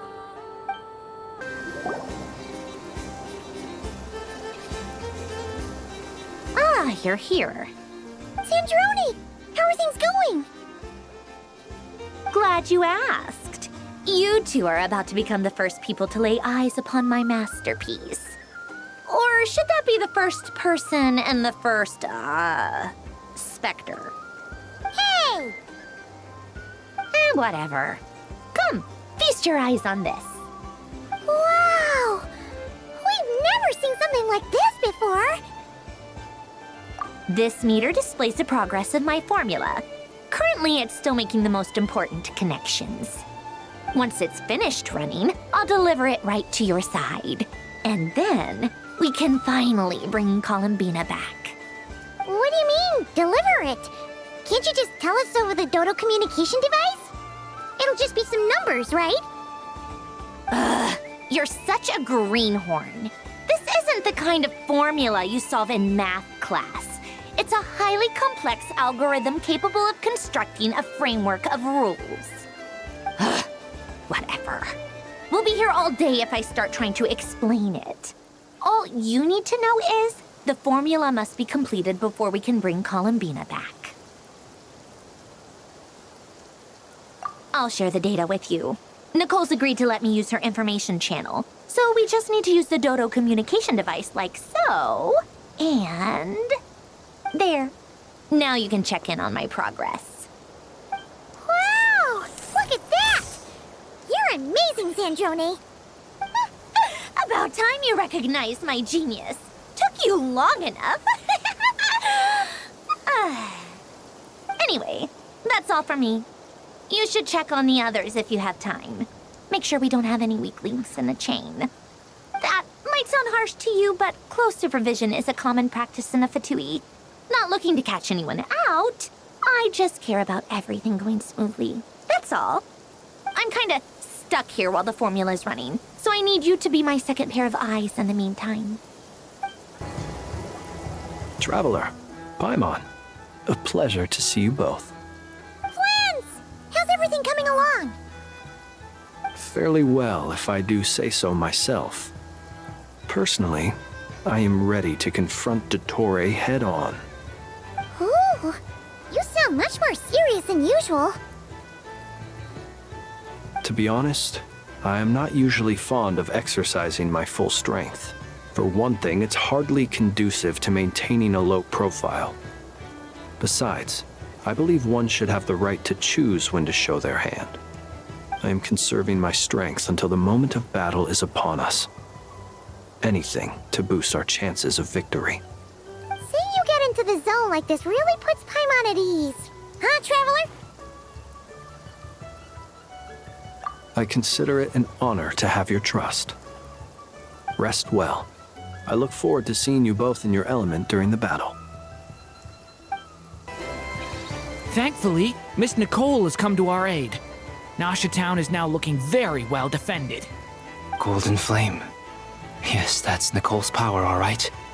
Based on the latest message from Grandmaster Varka, it sounds like they've reached an agreement. The situation should be more stable with her assistance. Everyone will have at least some degree of protection. Albedo! Durin! Hello there, you two. Are you well rested? That's good to hear. As per the plan, Albedo and I will be in charge of Nasha Town. As Dottore's energy field expands, it's creeping ever closer in that direction. But we will do our best to hold our position.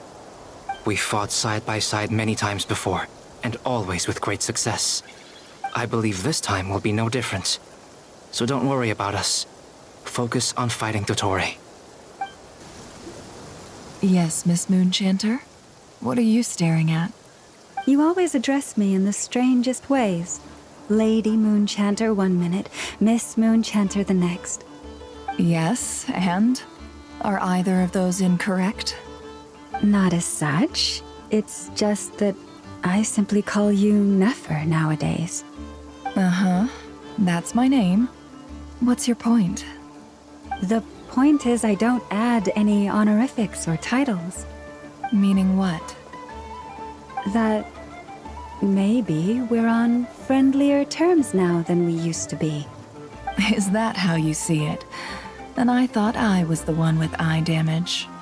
Nefer! Lauma! Paimon, Traveler. Just swinging by to check in on you. How are things going? Did you manage to get some rest? Don't worry about me. I won't slow us down.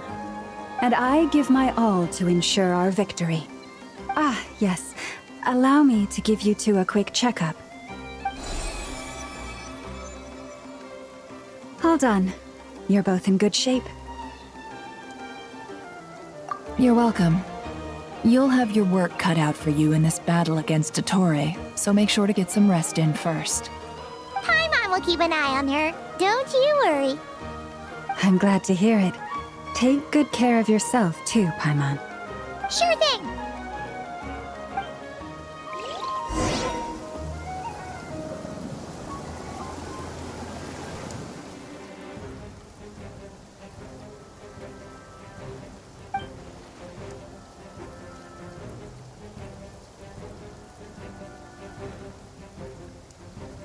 Here they come. That's quite a horde. As we expected. Get ready, everyone! Take your positions and prepare to engage. Let's begin. I'm at the ready.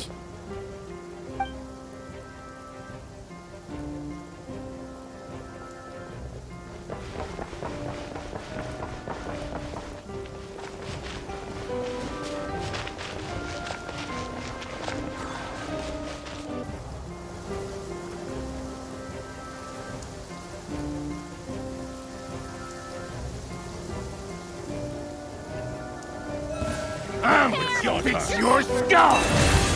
With one heart, these creatures cannot stand against us. Oh, fighting tough. Just don't let your guard down. That goes without saying.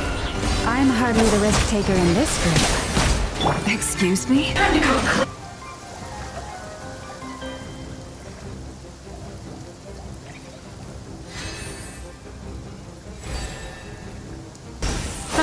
was easier than I thought. Naturally. What do you mean? Is it because as created beings go, we're of a higher level than them? Very good.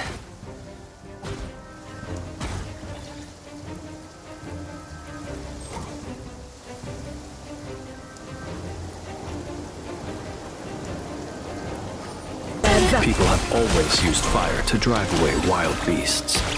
Wouldn't a lantern work just as well? You read my mind, my dear friend. I was just about to say that. All right then, dear friend. Bring the light!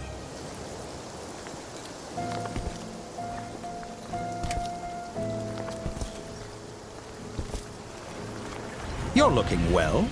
I trust you've had a good couple of days. Dottore. It's actually a good thing, in my view. If the subjects of my experiment were to die prematurely, it would throw quite a wrench in the works. And so, I must thank you all for your resilience.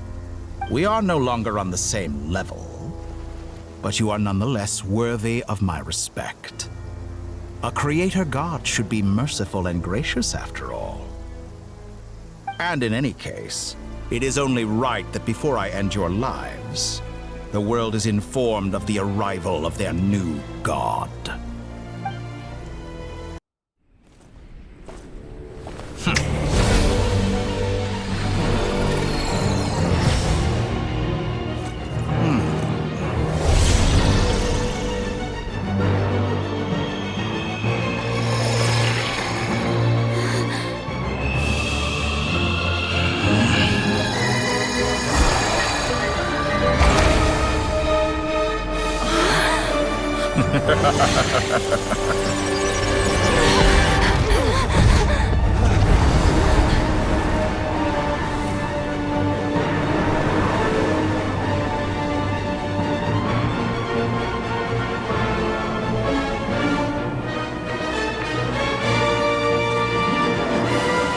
The experiment begins.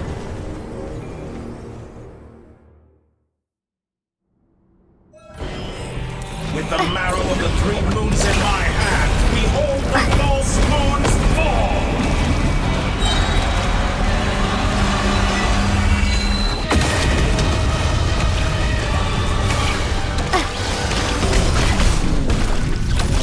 Good, keep it up.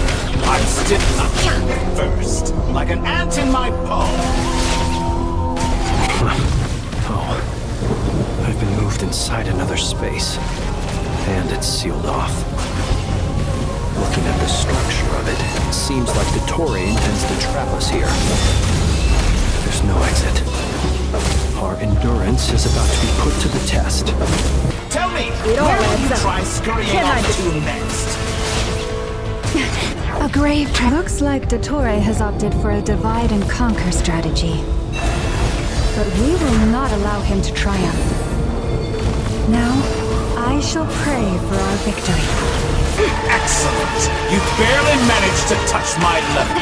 What a jerk! What's this supposed to be? A knockoff version of the space Columbina got trapped in?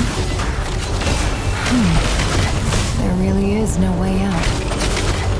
We'll see about that, Dottore. And my apologies, I have not intended to take your teammates from you.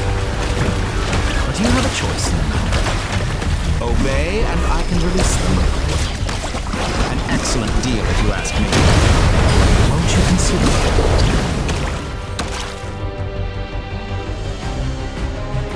I'm aware you've been working on some little tricks to surprise me with, but it appears that none of them have come to fruition. My guess would be that you're trying to bring Columbina back. But then, where is Sandrone? Or are you trying to buy time for her? I always found their friendship to be a curious phenomenon. 2 highly incongruent personalities, and yet they share a deep connection. Speaking of Columbina, I once saw her as like a younger sister. We got along quite amicably while she was with the VIII. But then one day she suddenly decided she would refuse to take part in any further experiments. To this day, I truly don't understand what I could have done to upset her so much. It's such a pity. I could have had a sister, a family. But alas, she grew to dislike me. You're not fit to be family to her. That I can't deny. So many people, all obsessed with playing out the same tired old dramas. This world is rotten to the core. And then there's you. You had every opportunity to reach the right conclusion. The thought of killing you off like this? But I maintain that I approached you in good faith, so I will offer you another chance. Will you work with me? You have until I count to 10 to make your choice. 1, 2, 3. Not in a million years.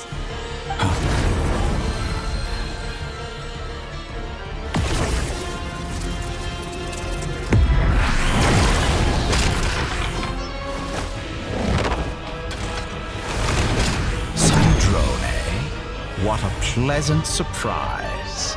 I didn't think you'd join us all the way up here. You're as sick and twisted as ever. Don't fool yourself into thinking anyone's grateful for the chances you're offering them. Sandrone, but the formula hasn't finished running yet. Funnily enough, I was just discussing a collaboration opportunity with the Traveler, and then I see you, who I must say is a good example of an opportunity gone to waste. Gone to waste? I said that everyone would get one chance, and you've used yours to march right back into the lion's den. So yes, it's an utterly wasted opportunity. And what makes you think I believe a word that comes out of your mouth? I was planning on disposing of your little formula after wrapping up more urgent business here. Since you've taken the trouble of serving it to me on a silver platter, I can simply bring it forward in the schedule.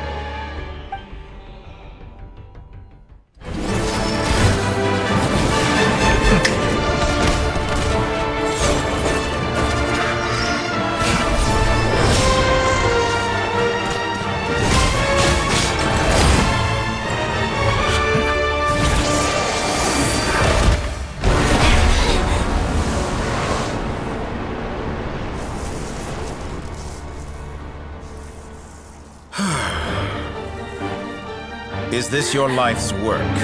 This piece of trash?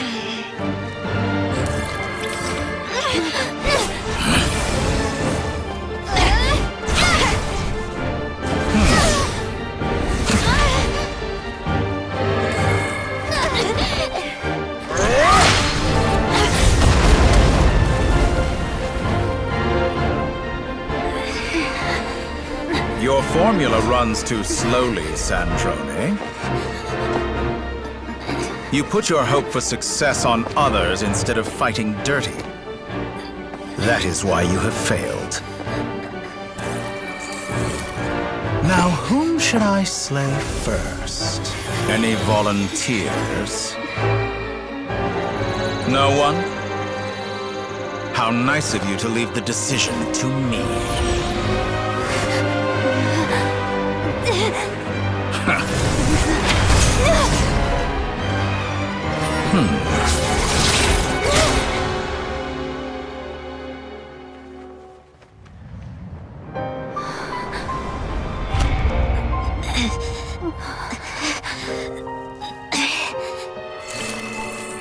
Oh, how unexpected. Sandrone, any last words for me, comrade?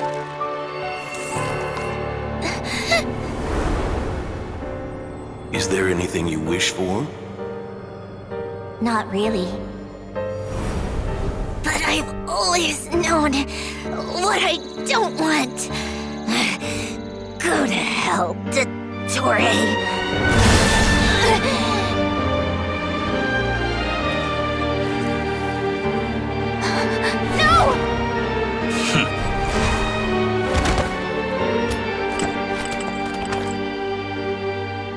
And now, you have failed.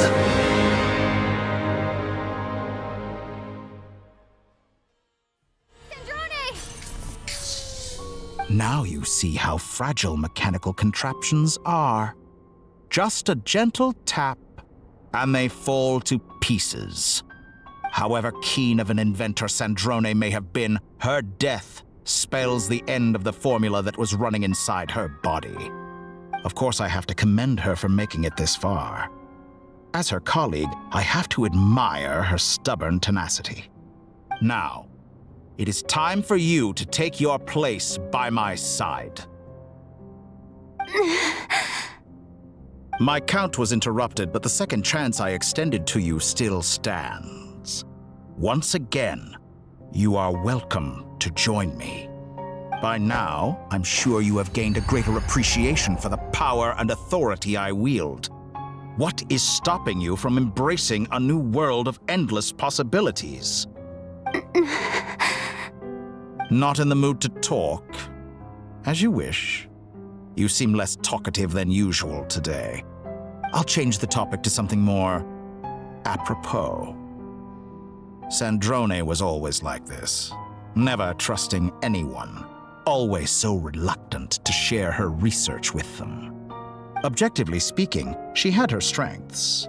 It is remarkable how she extracted and even optimized the world formula from so much data. But her inability to trust was her undoing. Had she allowed someone else to monitor or run the formula for her, you might still have a chance at victory even now. But regrettably, she was a stubborn fool. As much as it pains me, she had to go. Dottore, maybe this is news to you, but people can change. Columbina surprised you when she escaped, and I think Sandrone would surprise you too. Change? You can twist the truth however you want, but I see it clear as day. You're the one who can't trust other people. Is that how you see me? By this point, what can you hope to do about it?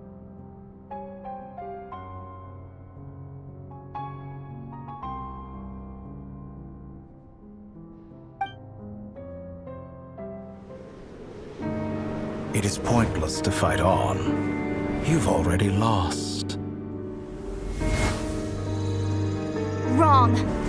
You can't win this, Dottore.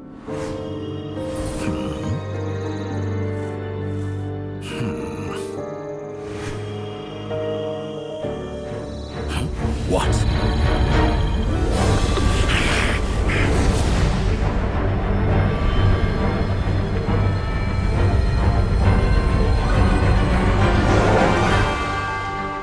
My formula can get us 90% of the way.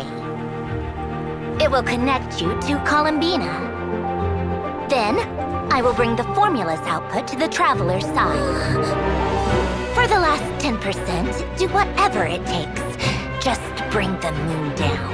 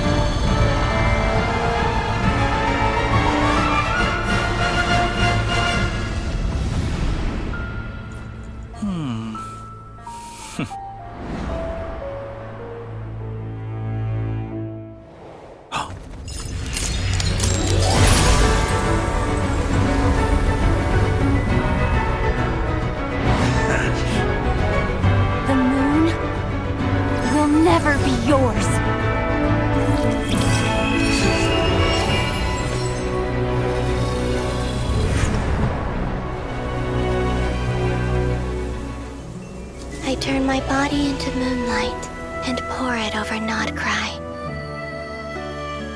My soul, I leave here to inform my future friends.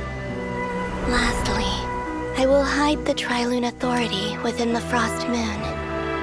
And when my body, soul, authority are reunited.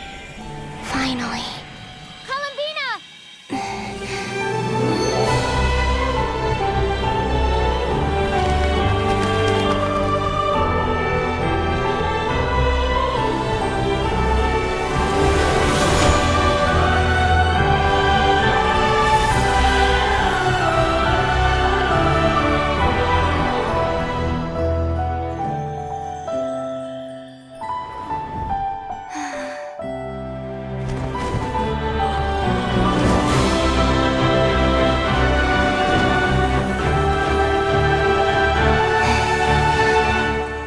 It's been too long. I'm back.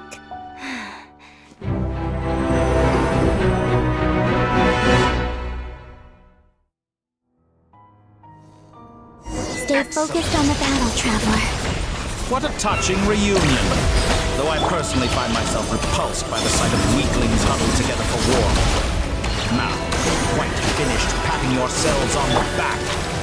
Show me how long you can struggle before you drown. Watch out, Columbina! He can manipulate space itself! Enough! Burst like an ant in my paw.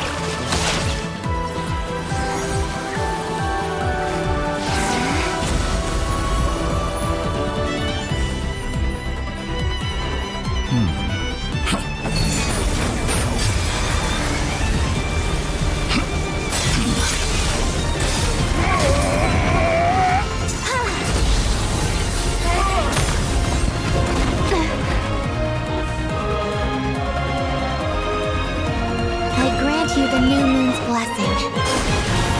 The new moon shines upon you. I am growing weary of your... It's over, Dottore! Time!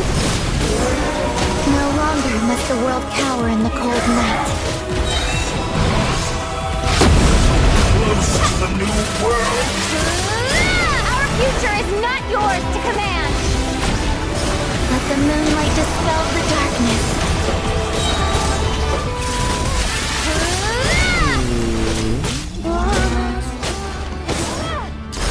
Everlasting as the moon.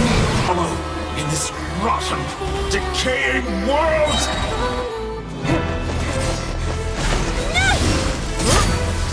Willfully blind.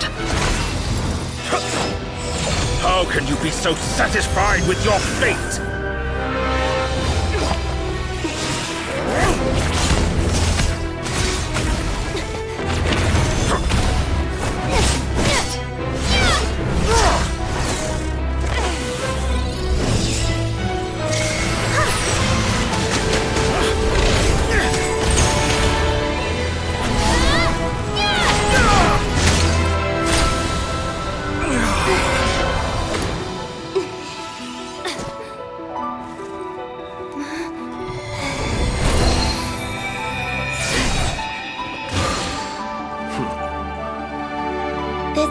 Was never about fate. It's about friends, family, and the home you stole from them. So dull. Only the weak rely on each other for comfort. You shall see. Once I transcend fate, you will be nothing but fodder for my grand experiment! That will never happen.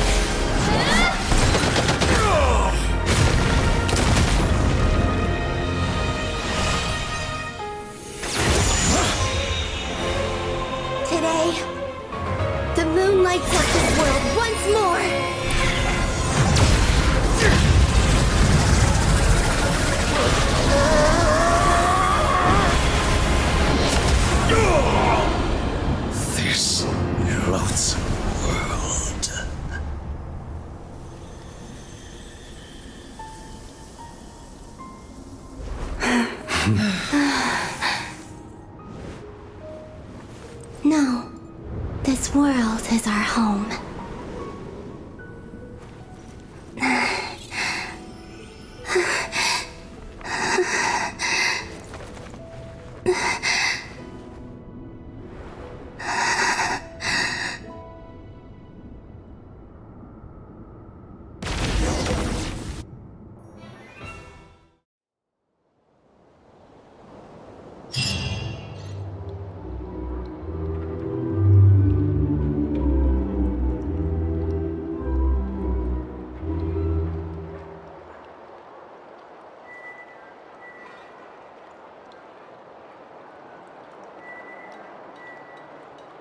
No, you're doing it wrong. The moon looks like this now. What are you drawing, children? The new moon, Mom! It looks different than before, doesn't it? Also... Can I go buy a sugar sculpture today? Please? Just one?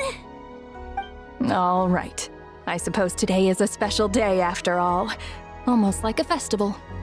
Extra, extra! Get the latest Nasha Express here! Post-disaster report! Nasha Town reborn beneath a new moon! The voyage begins today! The future looks bright thanks to the League. Want a copy? I knew things would be different, but I didn't think that would include the moon. They say a new moon goddess has been born. A new moon goddess? Who's saying that? The Frost Moon Scions? I guess so. I'm not too clued up on the details. As far as I'm concerned, the moon's still in the sky and it's business as usual. Hey, since we've come all this way, shall we grab ourselves a free meal while we're here? Are you a convert now? Or are you just here for the free lunch? Oh, come on, what does it matter? After everything we've all just been through? That smells good. All right, that's it. I'm hungry. Time to eat. Come on! We gotta get there early, or there won't be any good spots left! Shh, keep it down. This is a residential area. What if people are still sleeping? Why is it so noisy outside? It's okay. Paimon was pretty much awake anyway. It's been so long since we last had a chance to relax, huh? Feels like time is moving slower than usual. What about you? Did you rest well? Still winding down from everything that's happened? Or are you wondering how our friends are doing? Or is it about what Dottore said to you? Okay, if you say so. But don't push yourself, alright? Let Paimon know if you need to talk. What we just went through was a lot. It's totally normal if you need some time to get back in your groove. Luonnotar disappeared after Columbina came back. Apparently, she was part of Columbina's soul or something.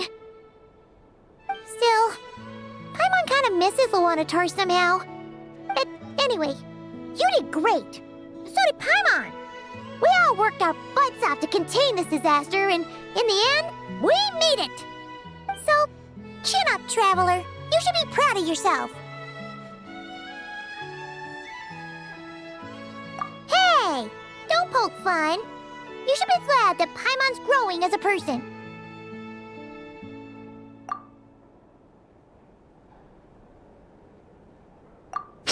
Paimon didn't think you'd mention it.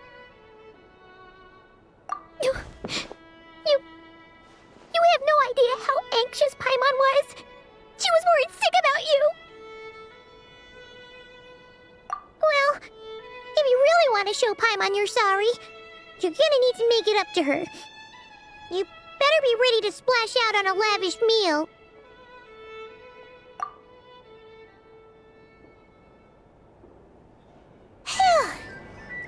Okay.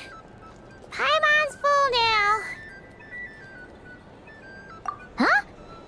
Oh, well... Hey there, Traveler and Paimon! Good morning! Morning, Jahoda! Here for some breakfast? Oh, I've already eaten. Just need some water. I was mostly worried you might forget what day it was today.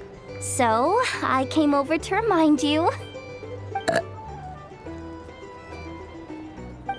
Careful there, Paimon. Too much food will make you drowsy. Don't let anyone catch you hiding at the back and nodding off during the league meeting. You should probably be saying that to Aino. She's the baby of the group, if anyone. True.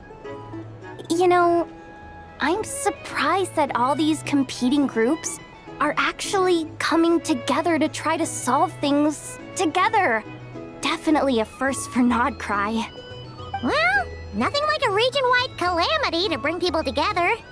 After that, surely even the most self-interested people have to realize that going it alone isn't worth the risk, right? Try telling Boss Neff that. She's not exactly convinced that people are gonna get with the program. Really? But if she's so pessimistic about it, why'd she agree to be the Curatorium's representative in the league? Probably 'cause even though Unity sounds like a pretty far-fetched idea, the benefits it would bring make it worth a shot. I think things will work out, though. I swear, Nod-Krai feels like one big family now with everything that's happened. More than it used to, anyway. Paimon's with you on that one. And it seems like plenty of other people agree, too. Just listen to the bustling streets. All right. Everyone's been rebuilding these last 2 weeks, and the evacuees have been coming back in droves. Life's slowly returning back to normal. Which means my workload's probably gonna shoot back up. Were you about to head out? There's still some time before the ceremony begins, you know. Yeah, we were gonna take a stroll around the square and say hi to some friends first. Sounds good. See you later then. Please accept today's boon. Have a nice day. Are Paimon's eyes deceiving her? Or is that Nefer handing out food for the Frost Moon Scions? Hello there. Would you like a feast of the moon along with some snacks of the day? So, what's new, Nefer? It was only a few days ago when we last saw you, but it looks like you've joined the Frost Moon Scions in that time. And I know too? What are you talking about, Paimon? We're just here to help. Duh. In the wake of the disaster, it's all hands on deck. We responded to Lauma's request for support. At times like these, the smallest good deed can inspire others and help them through the hard days ahead. And we're using eggs and heating tubes to make that a reality. In true Kromkake Crab Shop style! Enough! Did you hear that? The Traveler said I did good. The Traveler! That's because it's true, I know. Proposal. If you can resist eating today's dessert, I will provide you with compliments, too. No way! Well, that proposal got shot down quickly. I need something to get me through the hard times, too, you know. Mom! Yes, dear. Go right ahead. Excuse me. Could I take a photo with the robot lady? She helped us get safely out of Nod-Krai, and she helped us get back home, too. She's the best. Of course she is! And since I'm the whiz kid who built her, that makes me even better than best, right? But you stole my snacks, though. Oops. Shall we move to the open space near the center? The view there is better. Thank you! Aren't you the better pick for this job, Flins? You underestimate yourself yet again, Master Ilua. Not at all. I rarely come by Nasha Town. I don't know any of the big shots here. All in good time. Socializing is a step-by-step journey. But you're much further ahead on that road, aren't you? You're not seeing the full picture. You know the truth now. My friends do not understand my habits. There is no question about it. The Lightkeepers need a representative in the League. Someone who is upright, cares about other people, and can realize their self-worth through group action. You say it like you wouldn't make the cut. I am most flattered that you think I would. Sigh a little less, Master Ilua, and have more faith in yourself. All the Lightkeepers agree that you're a very promising young man. That is precisely why Starshin and Nikita felt safe delegating such important work to you. I'm sure we all also agree that we would sooner die of dehydration than manage to wrangle anything out of you in a discussion. My apologies. I am not in the habit of bringing water with me when I go out. Whatever. I'll take the job. By the way, who else is part of this? Oh, it's quite the who's who of Nod-Krai. There's the Moon Chanter of the Frostmoon Scions, the boss of the Curatorium of Secrets, a representative of the Voynich Guild, and even someone from the adorable Krumkake craft shop. I'm sure you will find speaking with them to be a genuine pleasure. If you say so.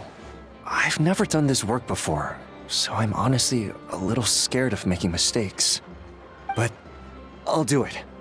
Not only is it our duty as Lightkeepers, but because I want to make Nod-Krai a more welcoming place. An admirable attitude to take. The beacons are lit, Ilua. We're but one step away from breaking through the blizzard. We have the chance to band together and build our shared homeland into an Elysium. This is unprecedented for Nod-Krai. An opportunity not to be missed. Yeah. You're right. I'll do my best. Quite a few familiar faces have arrived. Let's go, shall we? You look so cool when you fly, Miss Robot, and when you use your spear, too! And even though you took my snacks, it's pretty cool that you could build stuff like this. You've got so many inventions. It's amazing! Also... Micah, we need to go now. 1 second! Please take this Feast of the Moon, as well as some snacks. Share them with your mother and your lovely family.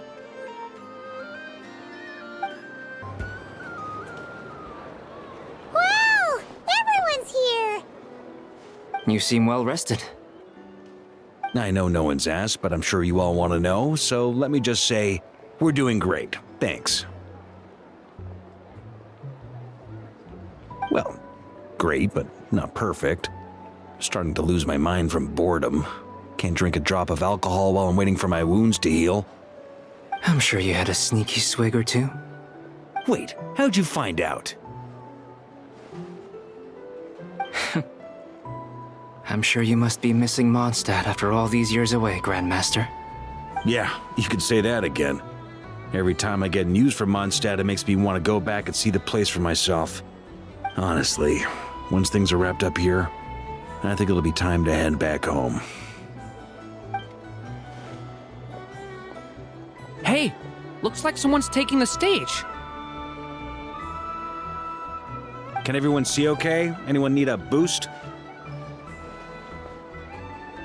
I'll just listen from the back. It's fine. You're taking this pretty seriously, huh, Durin? Well, it's not every day that I get the chance to see how people speak in official settings. Soak it up like a sponge. I'll make sure you get a chance to practice for yourself later down the line. Actually, I know just the thing. You can debrief the Knights of Favonius for me. Mr. Varka, are you forgetting that I'm not a Knight of Favonius? I can knight you. Any particular title you'd like? Is he joking? I really can't tell.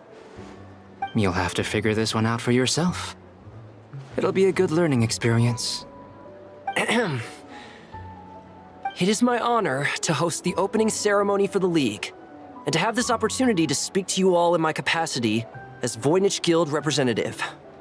Could this person also have been pushed onto the big stage by the real big shots? Guess I'm not the only one then. We come here today, having weathered the trials and hardships of yesterday, and having learned from them the importance of unity and cooperation. All right, here we go. Uh-oh, looks like Aino's off in dreamland already. Wait, Boss is looking kinda drowsy too. What's up with her? Come on, get this speech over with already.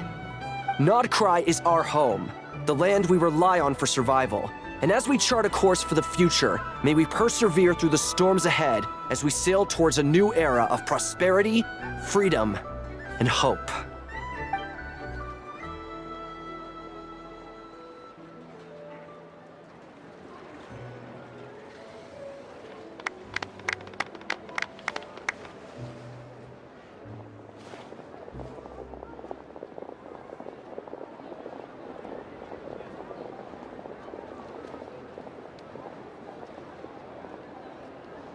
Looks like we'll have more opportunities to travel in the future. I'm sure you'll cope, Lady Moonchanter, given how fleet of foot you are. Unfortunately, I suspect I'll be too busy at the curatorium to act as your host. We have a busy schedule, not to mention an international network of contacts to manage. It'll be all right. I'll just check your schedule with Jahoda well in advance. And if she's not available, I can simply ask Ashru. You... So giving my employees extra workload isn't enough for you? You're really going to drag my cat into this too? I thought you'd approve. Aren't you forever increasing your employees' workloads? That's a bold statement. Are all the Frost Moon Scions feeling more audacious now that your moon goddess has returned? Columbina's return has brought joy to all who care about her. That includes both you and me.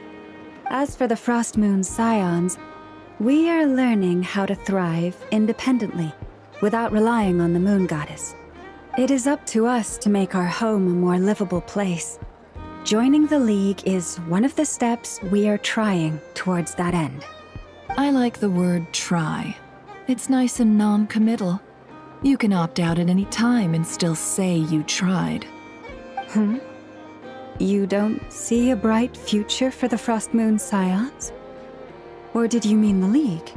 I'm just not as optimistic as you. The Frost Moon Scions should count themselves lucky that they have a leader as stubborn and enterprising as you.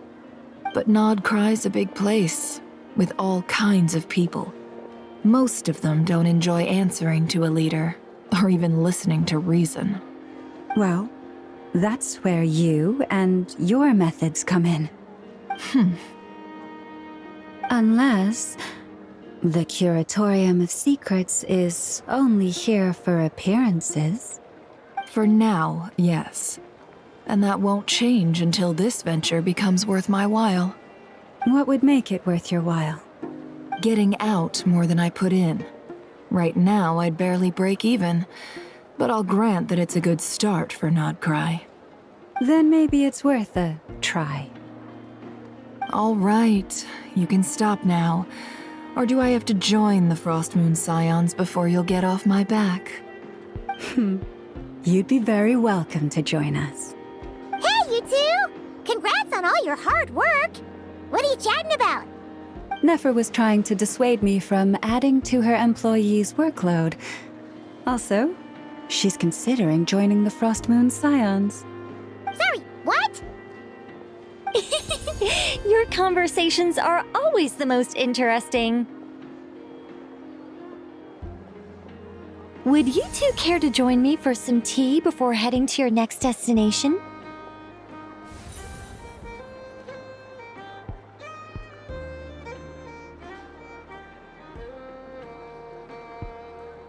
Nicole? Wait, where are you?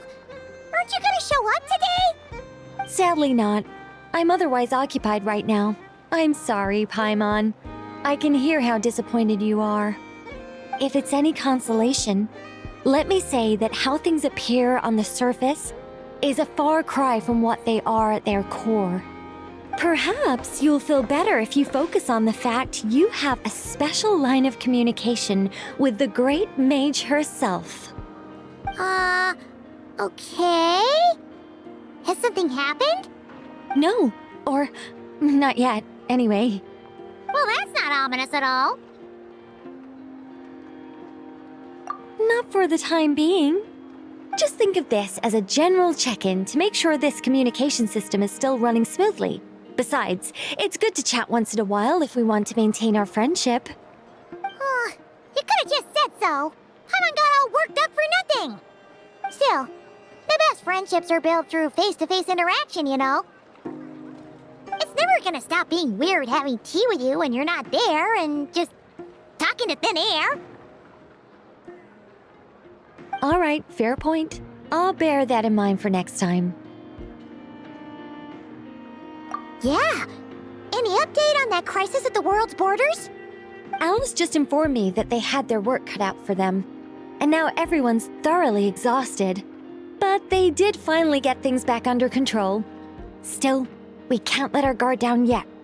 The disruption caused by this disaster has made Teyvat easier to detect from the outside universe.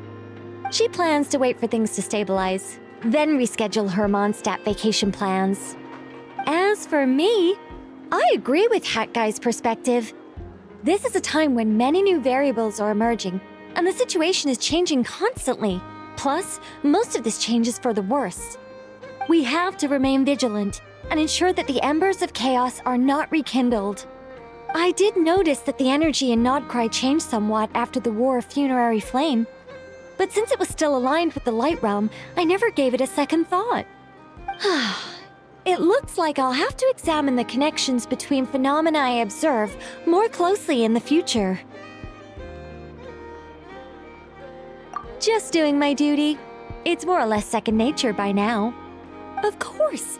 To give you the full picture, I'd have to start with the substance from which angels were formed. Never mind. Paimon's right. Showing off my knowledge would be much more satisfying in person. By the way, you did receive the gifts from the Hexen Circle, yes? I'm not trying to claim credit or anything, but my pride demands that I at least mention it. They're quite similar to the protective talisman that Alice gave Dory, but with some very special enhancements.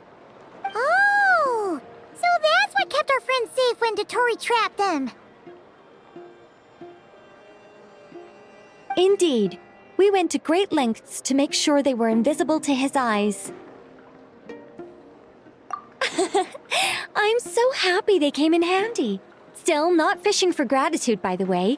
I just want you to be aware that sometimes your friends may be protecting you in ways you cannot perceive.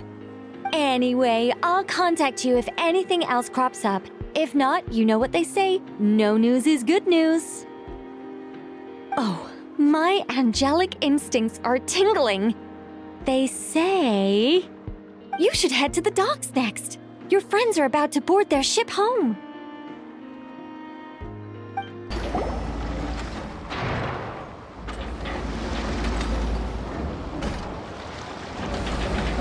You're here.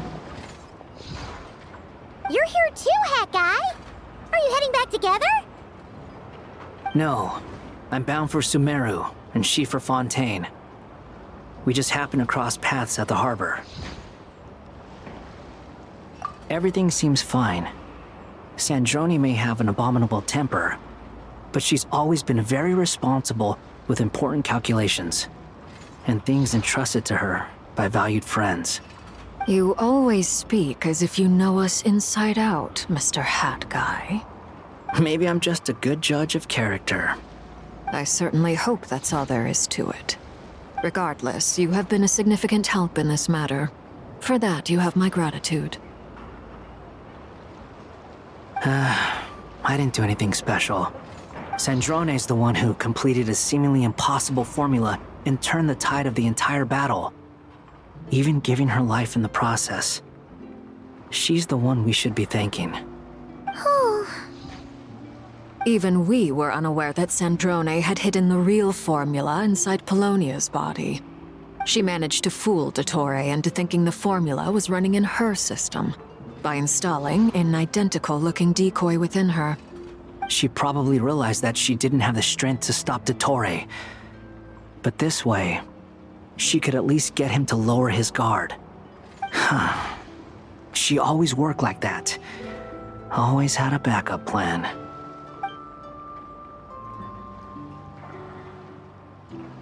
Well, that's why I'm traveling to Fontaine. She made a request of me long ago, and the time has come to fulfill it. Think of it as her will. She said that should she ever fail in a mission, she'd like me to deliver her core and Polonia's to the Fontaine Research Institute. She also mentioned that she had made arrangements for people there to set her affairs in order. Some of her personal effects, such as her notes, were left to me. I've decided to take them back to the House of the Hearth, for safekeeping primarily, but also as mementos, I suppose. However, there is one book among them that I'd like to leave in your care. I'll have someone deliver it to your residence at the flagship at a later date. No, I was specifically warned not to tell her. This is her last wish, and I will abide by it. I can only hope so, but none of us here can know for certain. I bade farewell to Columbina earlier today. As promised, she turned the iridescent moon's marrow over to me. She spent a long time with Sandrone's body, saying her goodbyes. Oh, is she all right? Sandrone's passing has left a great wound in all of our hearts. It will take time to heal, but Columbina surprised me. She offered me some words of comfort before I departed. Despite being grief-stricken herself, she showed an awareness of the feelings of others around her. She never used to act like this. Clearly, she has grown. And I suspect that we have you to thank for much of the change we are seeing in her. After these recent events, the Tsaritsa has revoked the Pale Star Edict. Snezhnaya now realizes that the arrest warrant for Columbina was just a ploy by Dottore, who coveted her powers. I shall return to Nod-Krai to see her as soon as I find the time. I hope that from now on, she too will explore more of the world. Columbina Hyposelenia's journey is only beginning. My ship is here. Traveler, Paimon, we shall meet again. You too, Hat Guy. What are you still bumming around for? Isn't Columbina waiting for you? I thought today was the day you'd agreed with her to go find out the truth about your sibling. You're afraid you won't like the truth when you see it. Well, this is new. I was starting to think that nothing could scare you. Don't say that! Wouldn't you be if you were in this situation? Fair point. But I'd say I have more experience facing up to unpleasant truths than the Traveler. They say blood's thicker than water. I know how much you need your family back. More than you need any of your friends. And I'm sure that all your real friends understand that too. No matter what the truth turns out to be, they will stick by you and support you, whatever decision you make. Finding the truth is important. But more important still is what you choose to do once you've found it. At least, that's the life lesson I've learned from my experience, grappling with the truth. What? Now that Dottore's dead and gone? A little, I guess. But it hasn't solved everything. Maybe I regret not getting to end his life with my own hands. Or maybe it's something else. But for whatever reason, I still feel like I have a chip on my shoulder. Either way, I'm going back to Sumeru. Lesser Lord Kusanali is gonna need help dealing with all the chaos Dottore left in his wake. Not just from this incident, but everything he did in the past, too. You should continue with your journey, as you've always done. Who knows? Maybe we'll meet again someplace else. So, what should we do now? If you want to explore a bit more to steady those nerves, Paimon's game! After all, when Columbina said she knew where your ship was hidden, Paimon promised to give you two some alone time with the truth. It hasn't been all that long since we were last apart, sure, but with Columbina there, Paimon's sure things will be just dandy. Ain't no biggie. Paimon might be all about that food and fun, but she knows how to do right by people. Paimon's sure you'd prefer to digest the news about your brother in peace. But, no matter what you see, just know you can share it with Paimon. Of course, as long as it's not super private. If you can't make sense of something, let's give it some thought together. And even if we both can't figure it out, Paimon can at least treat you to a nice meal. Glad to hear it. Feel better now? Alrighty. Next up, time to meet with Columbina.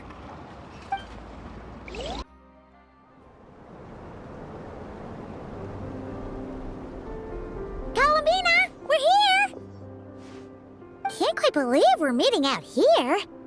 We've gotten used to walking over to Silver Moon Hall whenever we go see you. Well, you're still welcome to go there whenever you want to see me. It's just, now that it's all over, I've decided to make some changes. Try and fit in with the Frost Moon Scions, like Lauma suggested. The older generation are still timid around me. They don't dare get too close, and they bow their heads when I walk by. But things are much better with the children. I see more curiosity in their eyes. Hopefully, by the time the next Moon Prayer night comes around, I can enjoy the festival with them as myself, without having to pretend that I'm only dressed up as the Moon Goddess. You'll do fine, Columbina. Paimon's sure they'll realize you're super nice once they get to know you better. You really think so? When we first met, you thought I was a little up in the clouds. Oh, we were just starting out then, come on! So Lauma told you, huh? I'm only teasing. I know that I have you to thank for pulling me back down to solid ground. It feels good to finally stand firm on the earth where I was born. Oh, that's great!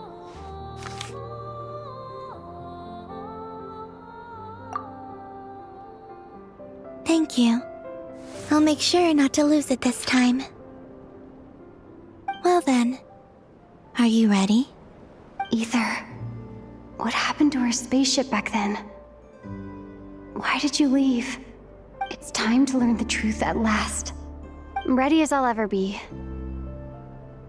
Good. Then let me open the way for you.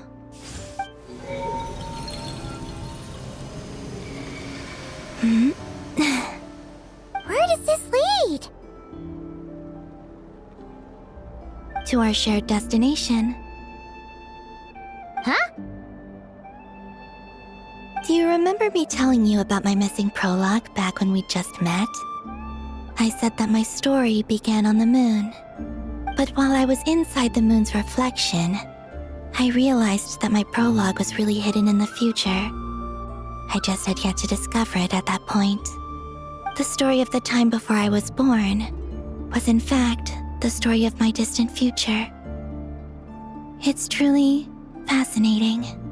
But when I obtained the Trilunar Authority and returned to our present reality, I sensed something I hadn't expected. Your prologue. So you mean... Yes, your spaceship.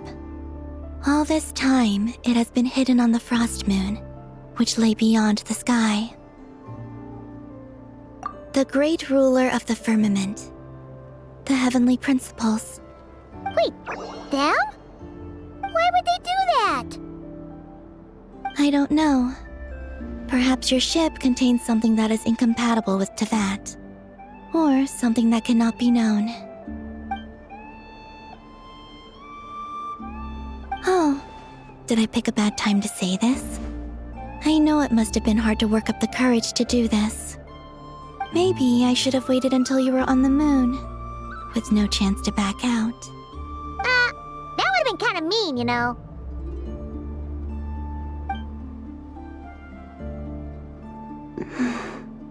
Take me there.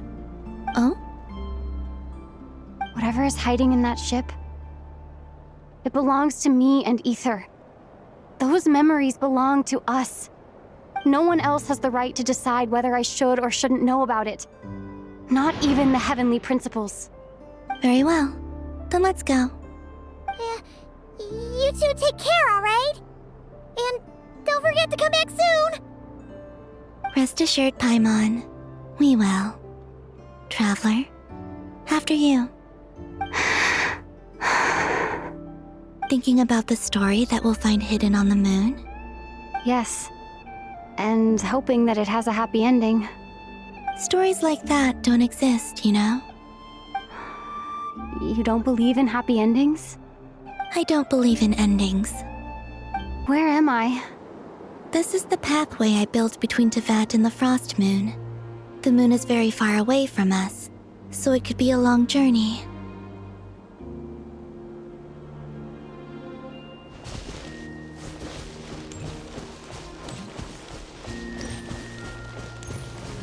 After I obtained the Trilunar Authority, I unwittingly saw past events from many of my friends' lives.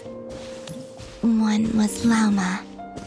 She was so young when they chose her to be the Moon Chanter. From then on, the Frost Moon Scions looked to her to bring messages from their goddess.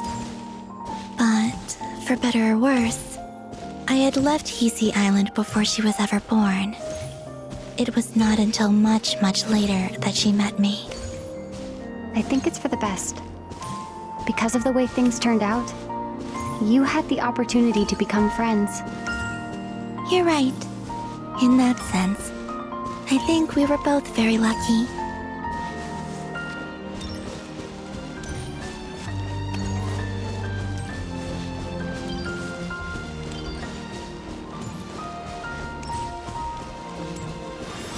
Oh, and about that mage, Nicole.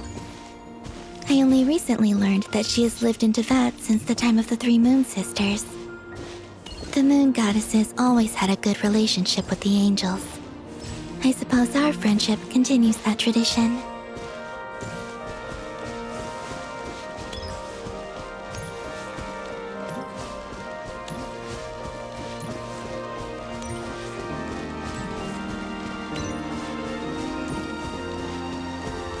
And then, there's Sandrone. I never knew that much about her, beyond the fact that she was created by someone called the Lord Artificer. She, too, suffered for a long time before joining the Fatui.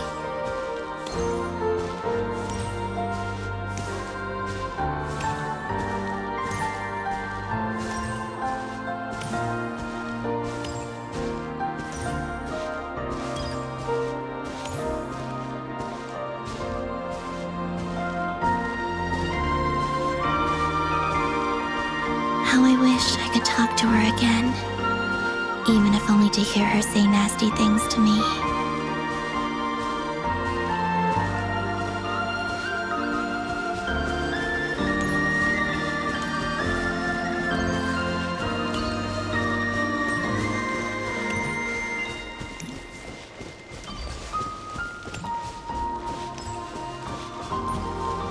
Also, I saw your sibling's story. I'm afraid I didn't see much. It seems that he rarely came to the surface, where the moonlight shines. But I did notice that back when you first set out on your journey, he would often appear nearby, gazing at you from afar with a guilty look in his eyes. Ether... Let us speak no more of the past. I probably shouldn't reveal so much about my friends. It's not my place. Let the moonlight carry us forth. We are very close now.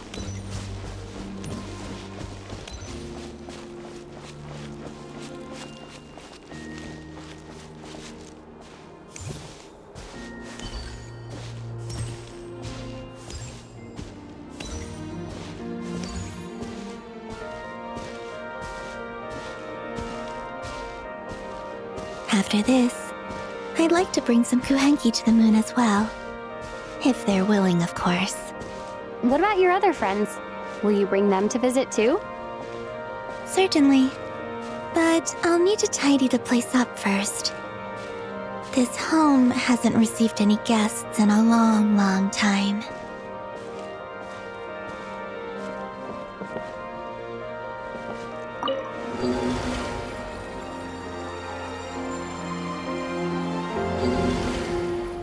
I remember writing something similar with you on Moon Prayer Night. I believe it was called... Dodoko's Whirligig. Yes, that was it. You asked me if I was afraid to return to the moon, and I said that I was. The idea that I had gained something precious, only to lose it so quickly. That frightened me. But I'm not afraid anymore. Besides, this time, we're traveling together.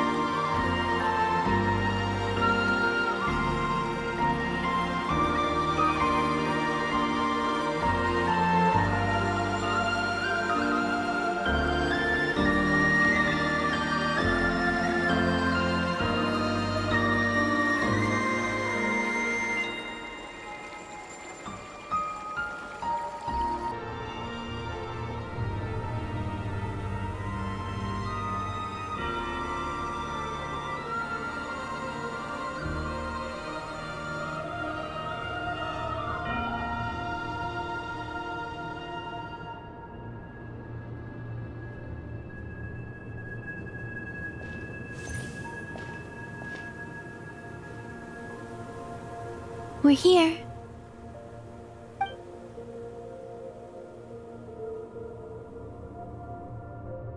Over there.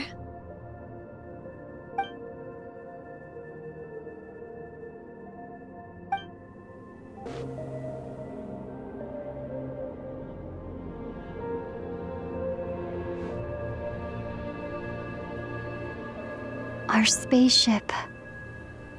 It's huge. I suppose that the moon is the only place one could hide it. It'll be all right. Huh? The way you feel in this moment, I went through it too, on Moon Prayer Night. The door was right in front of me, but I struggled to find the courage to step through. Solitude for me once meant living a life in which even I was absent. Before I met you, that was the only life I knew. But that night, solitude meant throwing away the life I had gained after meeting all of you.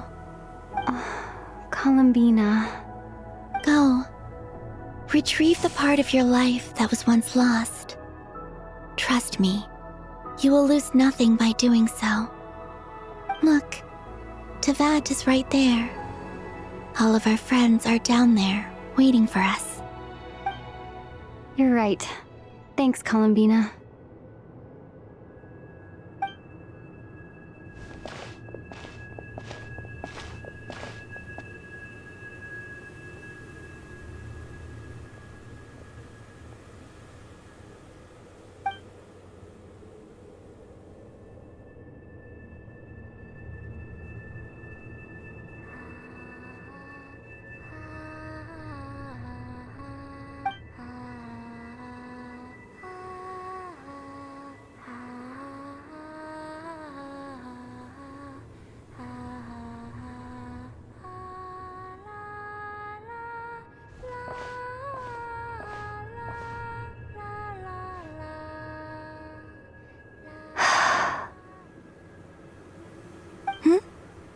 Finished? Yeah. Why did you take your eye mask off? Well, since my return, I've decided to take more opportunities to see the world with my own eyes. Besides, I've always wondered how Teyvat looks from the moon. And what do you think? It's beautiful. I could spend a whole day here just gazing at it.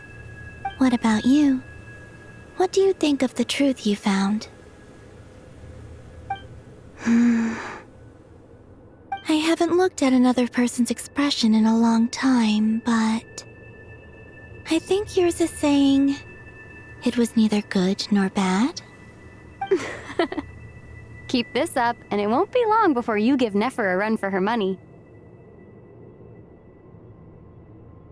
Oh, I don't think that's going to happen. I'm much more used to sensing what's going on around me with Kuvaki. I think I'll save my eyes for seeing special moments I really want to remember. I read the spaceship's flight logs. I always assumed that this was my first time in Teyvat. I thought that Ether and I must have been hibernating in space for centuries on end, but the logs show that our spaceship flew over the skies of Teyvat once before. A long, long time ago. Flew over? So you didn't land? No. The ship barely came to a stop before flying on again. After that, it continued traveling through space for a long time. Some of the data is corrupted, but I suspect that it kept flying for thousands of years. It was only after that that the ship made a forced landing in Nod-Krai. When Ether found me, he came from outside the ship. Could this mean that he left the ship long before I did? Maybe even during our first pass over Teyvat? Are you alright? Yes. I can feel that the truth is coming together, one small piece at a time. I remember Ether telling me that when he first arrived in Conria, he could not recall the past. So this might be something that even he doesn't know. Here, I made some space for you. Your mind must be racing, and this seems like the perfect place to relax and clear your head. Oh, wait, there's one more thing. What is it? Wait here a moment.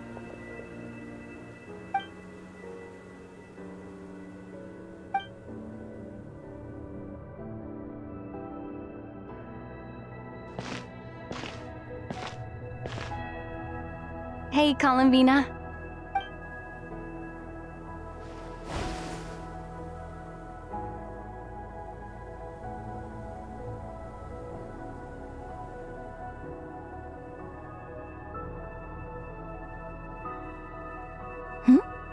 Is that a new outfit? An old one, technically. It's been in a cabinet inside the ship this whole time. It's a matching pair with Ether's. He always liked this set more. Huh. I don't think there's a huge difference.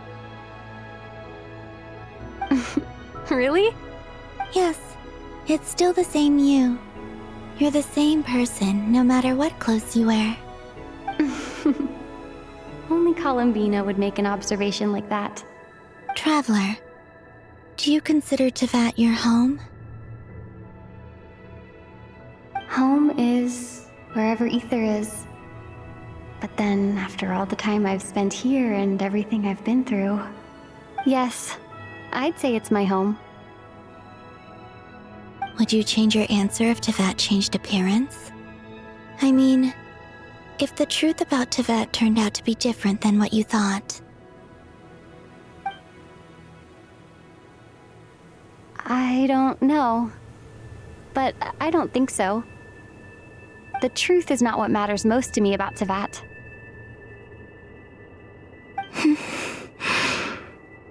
When I was first born, I longed for a home. And when you get something before you're mature enough to understand the world, you just take it at face value.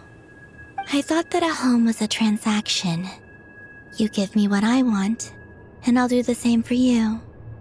But you and your friends taught me what a true home should look like. You never asked for anything, yet you gave so generously to me. That's because your friendship matters to us. It was worth it. In the past, I thought that my birth in Nod-Krai must have been a mistake. But after journeying to the distant past where the story began, I realized that it was I who chose Nod-Krai to be my future home. Now, I am glad that I made that choice. I'm sure your friends are just as glad. In fact, I intend to make the same choice today as I did back then. What do you mean? Well, I've given the Eternal Moon's Marrow to Lauma, and the Iridescent Moon's Marrow to Arlecchino. And now, I shall return my Kuvagi to Nod-Krai again, that it may continue to protect my chosen home. Wait, but what about your body? Oh, are you worried that I'll disappear again? I won't. Not this time. The Frost Moon has now entered the fall sky, and I am the Trilune Goddess. I am only returning to Nod-Krai the part of me that it needs. I am giving what I can, because my home is worth it. Oh, and I have something for you, too. For me? Yes. Come closer.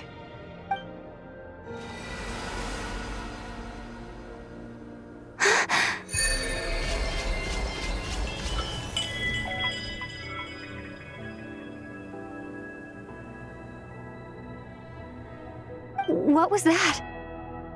I lifted some of the restrictions this world placed on you. I trust this will help in your future adventures. My power. It feels like it's grown. I can use the elements more freely now. Thank you. This will be a great help. You're welcome. I see you as family, and after everything you've done for me, In fact, no. It's not because I owe you. It's because you're worth it.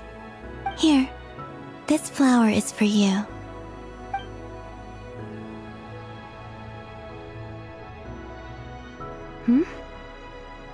Isn't this a moon prayer blossom?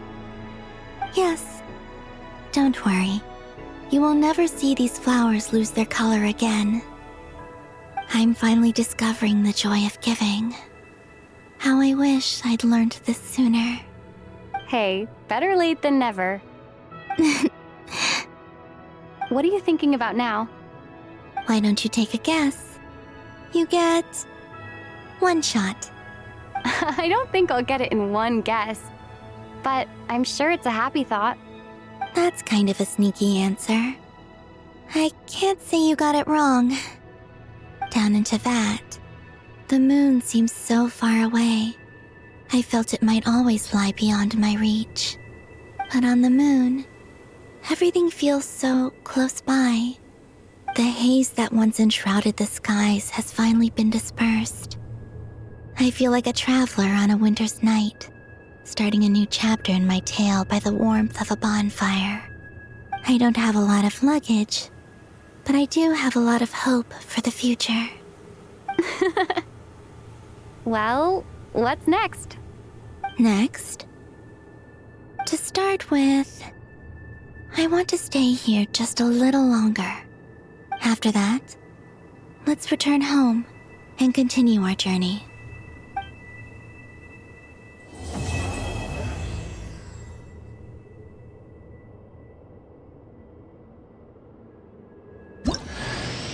These clothes bring back so many memories.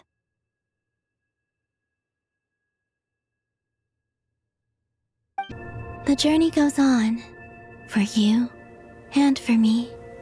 Like I said, this is not the end. I don't believe there has to be an ending.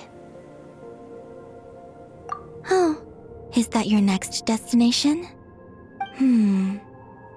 Most people would probably tell you to pack some warm clothes. But I experience things differently than most people, so I can't know how cold it is. In fact, it is home to quite a wondrous heat source. I think they call it Kreshnik's torch. Every city in Snezhnaya is built around one of those. I sensed the energy it gave off as I was passing by on a railway train. It felt grand and distant. I also recommend the Korolievsky troupe in Snezhnograd. They give performances quite regularly, and entry was free for harbingers. I liked them a lot. Ice cold and sharp. Crystal clear in some ways, yet profoundly unfathomable in others. Like the thick layer of ice on top of a frozen lake. That's just the impression that Tsaritsa gives me. I was never able to glimpse what truly lies beneath that icy exterior. In fact, I don't think the people of Snezhnaya even know what kind of power their god wields. Maybe that's because the Tsaritsa herself has never acknowledged, nor accepted that power. There's Regrator, the Rooster, and the Jester. Between them, they control a lot of what happens in Snezhnaya, but I can never wrap my head around how exactly power is split between them. I just know they are each responsible for many specific domains. I noticed that the Rooster and Regrator often appear to get along on the surface, while working against each other in secret. And theirs is not a friendly rivalry. But I wasn't particularly interested, so I tended to keep my distance.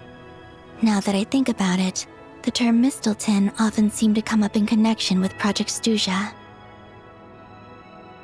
Once things settle down in Nod-Krai, I'd like to explore the world beyond Snezhnaya.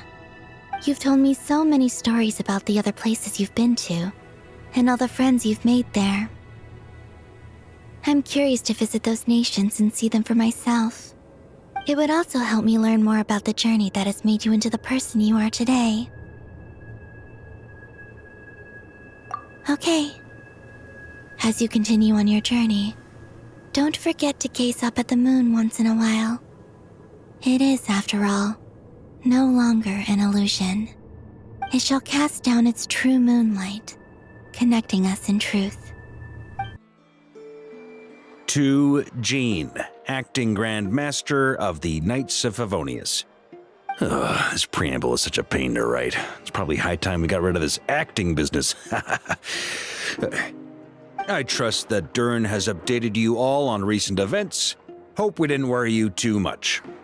The good news is, we managed to come together and put a stop to the Doctor's evil schemes. With that, I think it's safe to say that Nod-Krai is finally out of the woods. As for the Fatui, not counting the Damselette, aka the Moon Goddess, who has left their organization, we found ourselves allied in this instance with both the Knave and Marionette. May she rest in peace. As ever, we find ourselves better off for making friends rather than enemies. But until we can ascertain the Tsaritsa's true intentions, the future remains uncertain. In a short while... Wait. How am I meant to surprise everyone if I tell them in the letter that I'm heading home?